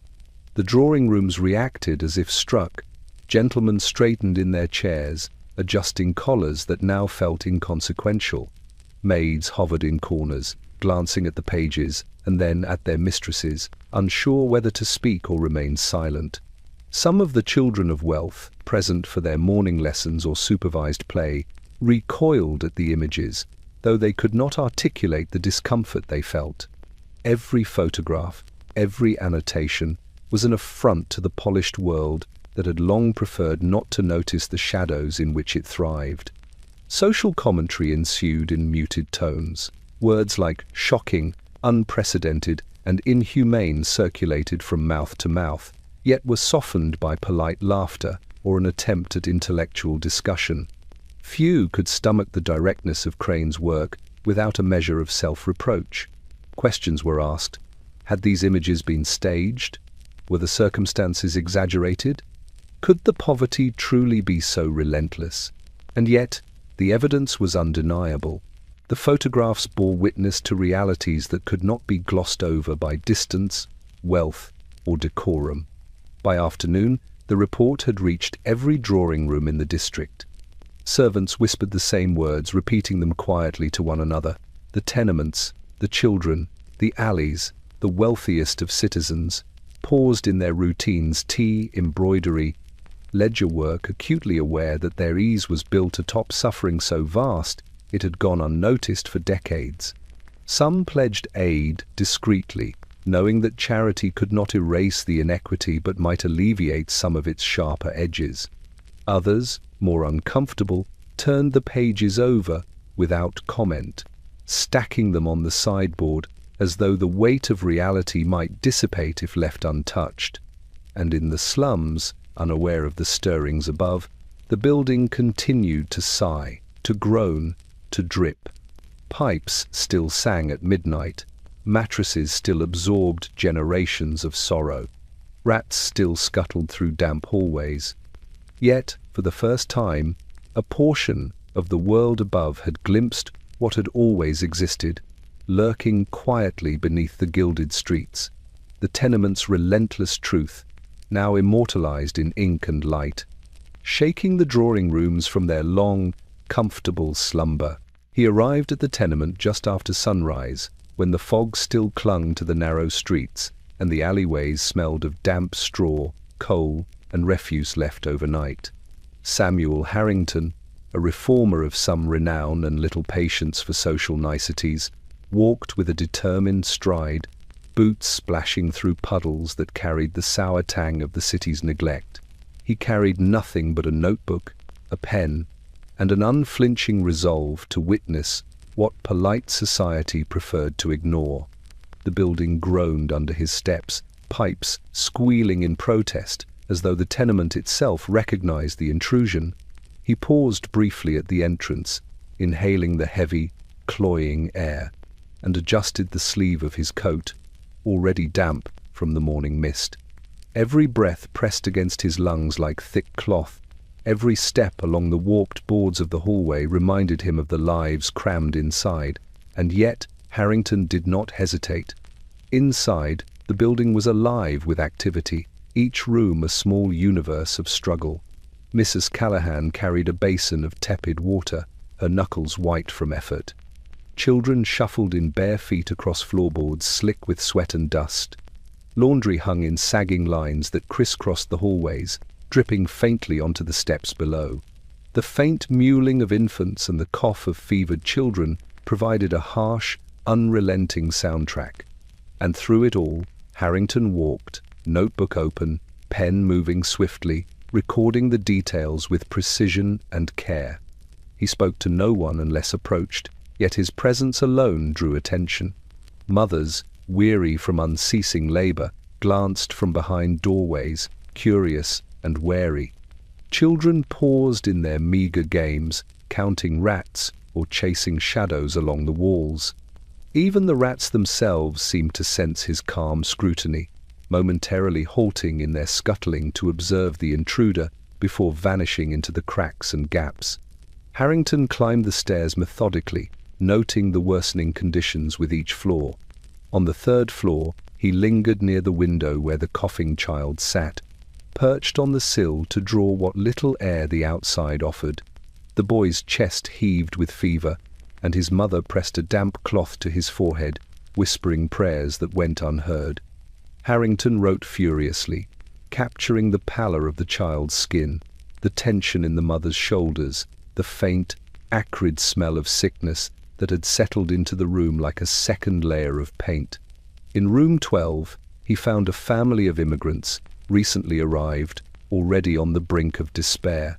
Their mattresses were damp, their cupboards empty, and their hope dimming. Harrington spoke softly, asking questions about food, wages, and health, and the answers, whispered through clenched teeth, only confirmed what he already knew.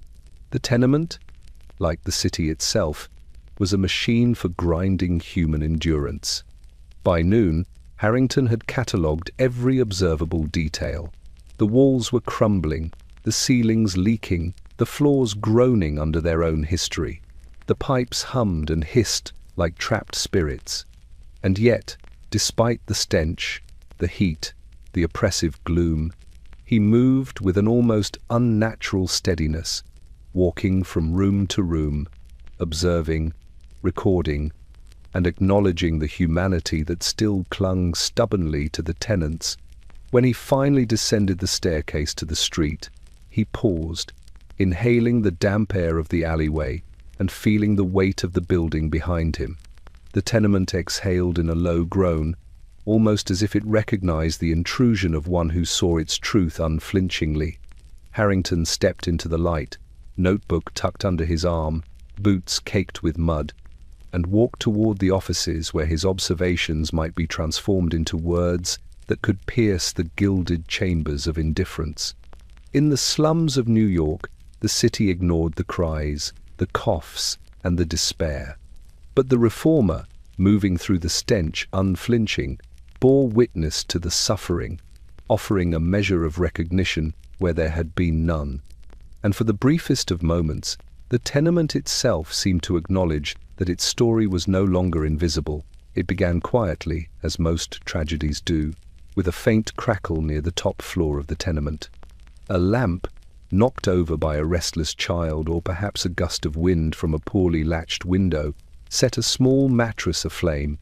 At first, it was almost imperceptible, an orange flicker that swallowed itself amid the shadows of the room, a whisper of heat against damp walls.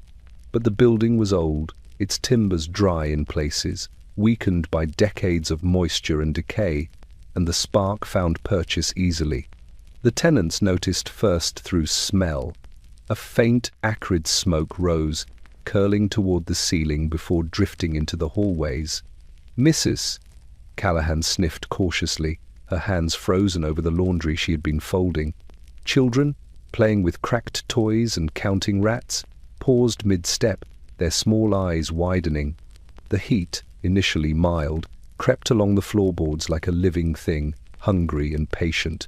By the time the flames licked the ceiling, the building had already begun to sing. The groan of timbers mingled with the hiss of gas from cracked lamps, creating a symphony of doom that echoed through hallways and rooms alike. Pipes shivered and coughed, dripping water ineffectively, their plaintive song swallowed by the growing roar of fire. Even the rats scattered, their tiny feet clattering in frantic rhythm along the warped boards. The tenants fled as best they could. Mothers clutched children to their chests, pulling them down narrow stairwells whose handrails were slick with sweat and grime. Fathers hoisted the frail and the elderly, every step accompanied by the low creak of boards threatening to collapse. Smoke clawed at throats and eyes, and every breath tasted of ash and despair. Yet even in panic, the residents moved carefully, aware that one false step could mean injury or worse. No alarms sounded. The city beyond the alleys continued its indifferent rhythm. Carriages clattered over cobblestones, vendors shouted into the thick morning air, and the wealthy behind their polished windows would never hear the cries, the coughs, the shouts of those trapped within the inferno. The fire consumed quietly, and yet mercilessly. By the time the first fire brigade arrived, summoned belatedly by the thin trickle of survivors who had reached the street, much of the top floors had been reduced to blackened beams and ashes. The flames danced hungrily across timbers, licking the warped walls that had borne decades of despair. Water poured from hoses, turning smoke into steam, soaking the remaining structure, yet even this could not undo the damage. The building moaned in response, settling in twisted silence as if acknowledging the inevitability of its own decay. Tenants gathered outside, shivering, soot-streaked, eyes wide with the loss of possessions, homes, and memories. Children clutched dolls half-burned, mothers held blankets soaked with firefighting efforts, and fathers stared at the ruined timbers, muttering prayers into the smoke. Even in survival, despair clung, sticky as tar, to every sodden garment, every tear-streaked face. For weeks afterward, the top floors remained hollowed, a skeletal frame of charred wood and warped plaster. The smell lingered, mixing with the ever-present dampness and the sour tang of the alley. Rats claimed the ruins as their own. Pipes groaned in the cold nights. The tenement, though partially destroyed, remained standing, a monument to endurance and misery. In the slums of New York, fire was not a spectacle. It was a reckoning. It claimed what the city above had ignored for decades: fragile furniture, threadbare clothing, and the thin veneer of safety that tenants had struggled to maintain. And yet, the building endured, groaning quietly, absorbing the tragedy as it had every other patient, indifferent, eternal. The tenement burned in silence. And in that silence, the slums whispered their unyielding truth. Despair persists, life endures, and the city above still refuses to see. The courthouse was a stark contrast to the tenements it judged, a building of polished wood, high ceilings, and cold marble floors. Yet even here, in a chamber designed for civility and order, the voices of the tenement seemed to echo. They had been silent for decades, buried beneath groaning floors, dripping ceilings, and the soft, persistent sigh of walls that had absorbed generations of suffering. But now, in the hushed, reverent light of the courtroom, those walls spoke. The trial had begun early in the morning, summoned by complaints and investigations long overdue. Landlords, clerks, and lawyers, all accustomed to velvet voices and polite evasion, shuffled into the chamber with carefully measured steps. The judge, high upon his bench, gazed down over polished spectacles, prepared to hear arguments that, on paper, concerned property, rent, and legality. Yet the truth that would fill the room went far beyond any ledger or contract. The plaintiffs were the tenants, represented by advocates who had learned to speak not only with words but with photographs, testimonies, and the careful documentation gathered by reformers. Jonathan Crane's images were laid across the table.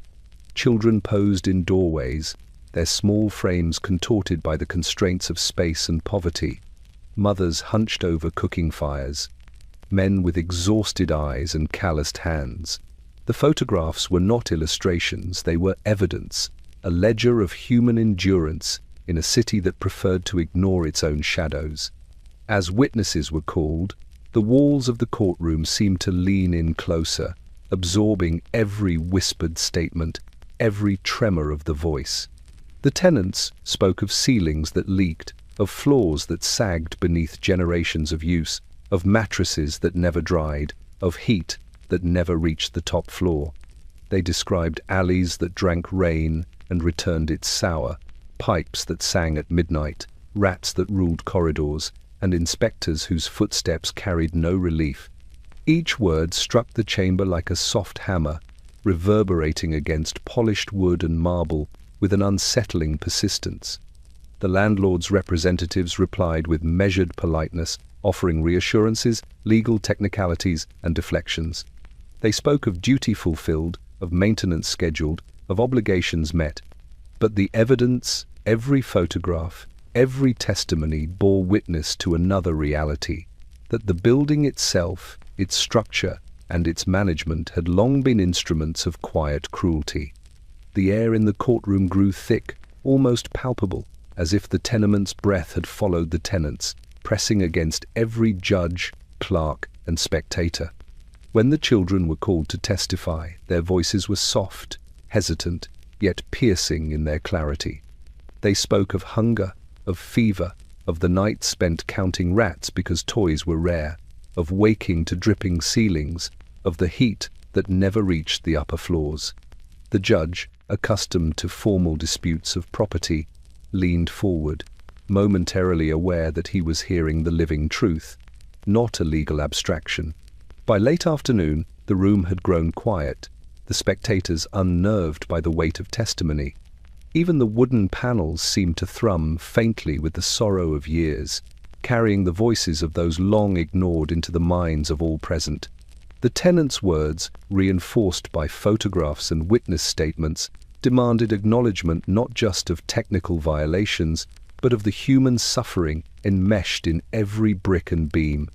When the verdict was finally delivered, it was tempered with law, yet guided by conscience. Repairs were mandated, inspections strengthened, rent regulations adjusted, but the impact went deeper. The tenement, through the voices of its residents, had pierced the veneer of civility above. For a brief, rare moment, the walls had spoken, and the city had been forced to listen.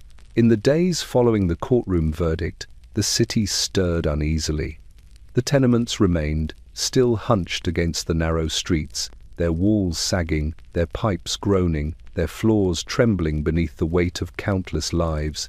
Yet now, something had shifted. The echoes of testimony, the photographs, the accounts of suffering, and the quiet endurance of the tenants had penetrated the gilded offices above, reaching lawmakers who had long considered the slums invisible.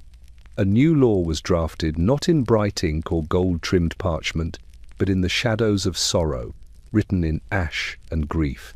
The legislators debated in halls lined with polished wood and high ceilings, their voices polite, yet tremulous. Some questioned the severity of measures, others argued about enforcement and practicality. Yet the photographs remained, mounted upon the walls of committee chambers, each one a mute witness to misery too vast to ignore. Children posed in doorways, mothers hunched over stoves, alleys that drank rain and returned it sour, all testified more persuasively than the most eloquent orator. The legislators, for once, could not avert their gaze. The law addressed many things that had been overlooked for decades: minimum standards for ventilation, the repair of sagging floors, the provision of clean water, and the installation of proper fire escapes. It mandated inspections, unaccompanied by velvet-voiced landlords who preferred appearances to reality. It required landlords to maintain heat in winter and relief from stifling summer air, and to ensure that rooms were habitable for the human beings who occupied them. Yet, behind the clauses and legalese lay a deeper truth. The law was written not only to regulate brick and mortar, but to acknowledge lives previously rendered invisible. Every paragraph, every line, seemed to echo the whispers of children, the coughs of the sick, the groans of boards beneath weary feet, the quiet despair of mothers pressing damp cloths to fevered foreheads. It was a codification of grief, a formal recognition that these lives mattered, even if society had long insisted they did not. In room 12 of the tenement, a widow read the announcement of the law aloud to her children. The words were strange, heavy, yet tinged with a faint hope. The youngest clutched a ragged doll, wide-eyed, unsure whether to believe that something beyond their cramped walls could be made just. The eldest, already hardened by years of hardship, listened silently, measuring the promise against decades of disappointment. Even the rats seemed to pause in their nightly scavenging, as though acknowledging the unusual attention now directed toward the building itself. Yet enforcement would not come quickly. The building's timbers, warped and weary, would groan for years more under the strain of moisture, neglect, and human bodies pressed into two small spaces. Pipes would continue to sing at midnight. Floors would tremble under generations of footsteps. The alleys would still drink rain and return it sour. The law, though written, could not alter the daily grind of survival in an instant. Still, there was a subtle shift. Tenants whispered to one another in hallways, sharing cautious optimism. The courts had heard them. The city had been forced to recognize them. And in that recognition, there was a small, flickering flame, a fragile reminder that endurance was not invisible, that suffering might be seen, that change, however slow, was possible. The new law was a document of ash and grief, a testament to what had been lost, and a faint promise for what might yet be saved. In the slums of New York, life continued. The walls groaned, the pipes sang. But for the first time, there was acknowledgement embedded in the very structure of the city, a legal echo of decades of human endurance. The tenement had stood for decades, its brick walls sagging, its floors groaning under the weight of generations pressed into cramped quarters. It had been a silent witness to fevered children, exhausted mothers, starving men, and the faint, persistent moan of a building bearing the burden of human suffering. Its pipes had sung their plaintive songs at midnight, its walls had sweated in heat and rain, and its staircases had trembled beneath the steps of the weary. Yet, despite all, it had endured, until the day it died. The building's death was not sudden, nor violent. It did not explode into flames, nor collapse in a single groan. It died quietly, methodically, as the authorities, spurred by years of testimony, photographs, and the tireless efforts of reformers, finally decreed that it was unfit for habitation. Notices were posted on its warped doors, calling for evacuation.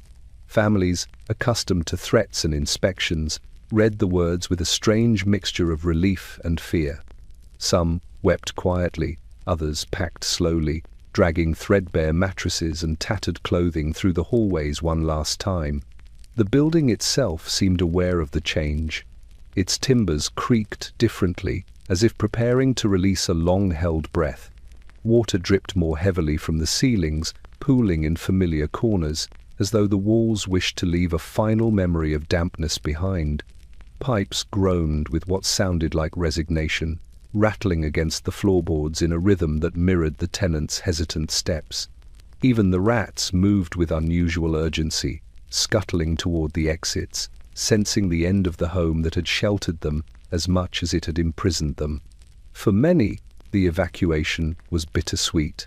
The top floors, long denied warmth and ventilation, were finally emptied. Children, who had counted rats instead of toys, were carried down the trembling staircases by parents whose arms ached from labor, grief, and the slow erosion of hope. Mothers clutched infants close to their chests, whispering prayers of gratitude that they would survive the day. Fathers, stooped and pale, guided elderly relatives through the narrow hallways, marveling at how the building had managed to hold together for as long as it had. The landlord, Mr. Pell, arrived in his polished carriage, a faint frown upon his velvet-voiced face. He surveyed the emptied hallways with a mixture of annoyance and calculation, muttering about lost rent, lost income, and the inconvenience of compliance. He did not linger. He did not witness the human toll of his indifference. The building's death, merciful or otherwise, was beyond his concern. By afternoon, crews began the careful process of dismantling the tenement. Timbers were pried loose, walls carefully removed, and the floors stripped. The debris was carried away, each piece a fragment of lives compressed into bricks and plaster. Smoke and dust mingled with the humid air, rising like faint ghosts to the clouds above.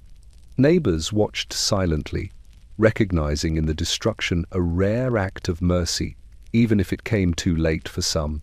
As the sun set, the site was little more than a skeleton, shadows stretching across the bare ground where once laughter, cries, and the endless rhythm of life had echoed. The building had died, leaving behind only memory and testimony, its legacy preserved in photographs, in testimony, and in the stories whispered by those who had endured within its walls. In the slums of New York, death was seldom merciful, yet this building, worn, weary, and stained by decades of hardship, had, at last, been granted a release. The walls no longer pressed, the floors no longer groaned, the pipes no longer sang. And for those who had survived, the emptiness was at once a relief and a stark reminder. The city endured, the people endured, and the shadows of suffering remained, waiting quietly for the next generation. It was a morning unlike any the slums of New York had seen in decades. The sun, pale but insistent, filtered through the narrow alleyways, striking cobblestones still damp from a recent rain. For once, the air did not press with the familiar stench of refuse, sweat, and coal smoke. Instead, it carried the faintest promise of warmth and something approaching freshness. The tenement had been cleared, dismantled, reduced to a skeletal shadow of its former self. And in its absence, the street, once crowded, dark, and oppressive, became something almost foreign, a space where children could move freely without fear, where sunlight touched the ground instead of being swallowed by walls and shadows. The children emerged tentatively at first, small, pale faces reflecting the light, wide eyes blinking as if unsure whether the day was real. They had spent years confined to cramped rooms and dark hallways, counting rats instead of toys, measuring life in scraps of bread and minutes of warmth. Now, with the tenement gone, they ran with limbs uncoiled from decades of compression, their laughter high and bright, echoing against the vacant lot where walls had once pressed them into shadow. Mothers watched from the edges of the street, leaning against temporary fences, their arms crossed protectively yet allowing themselves a rare relief. Some held infants in clean blankets, the clothed bodies a stark contrast to the threadbare fabrics they had worn for years.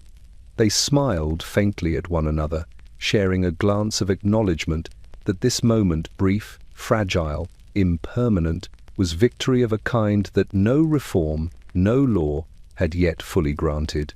The alley, once a place where rain was drunk and returned sour, was now a corridor of light and possibility.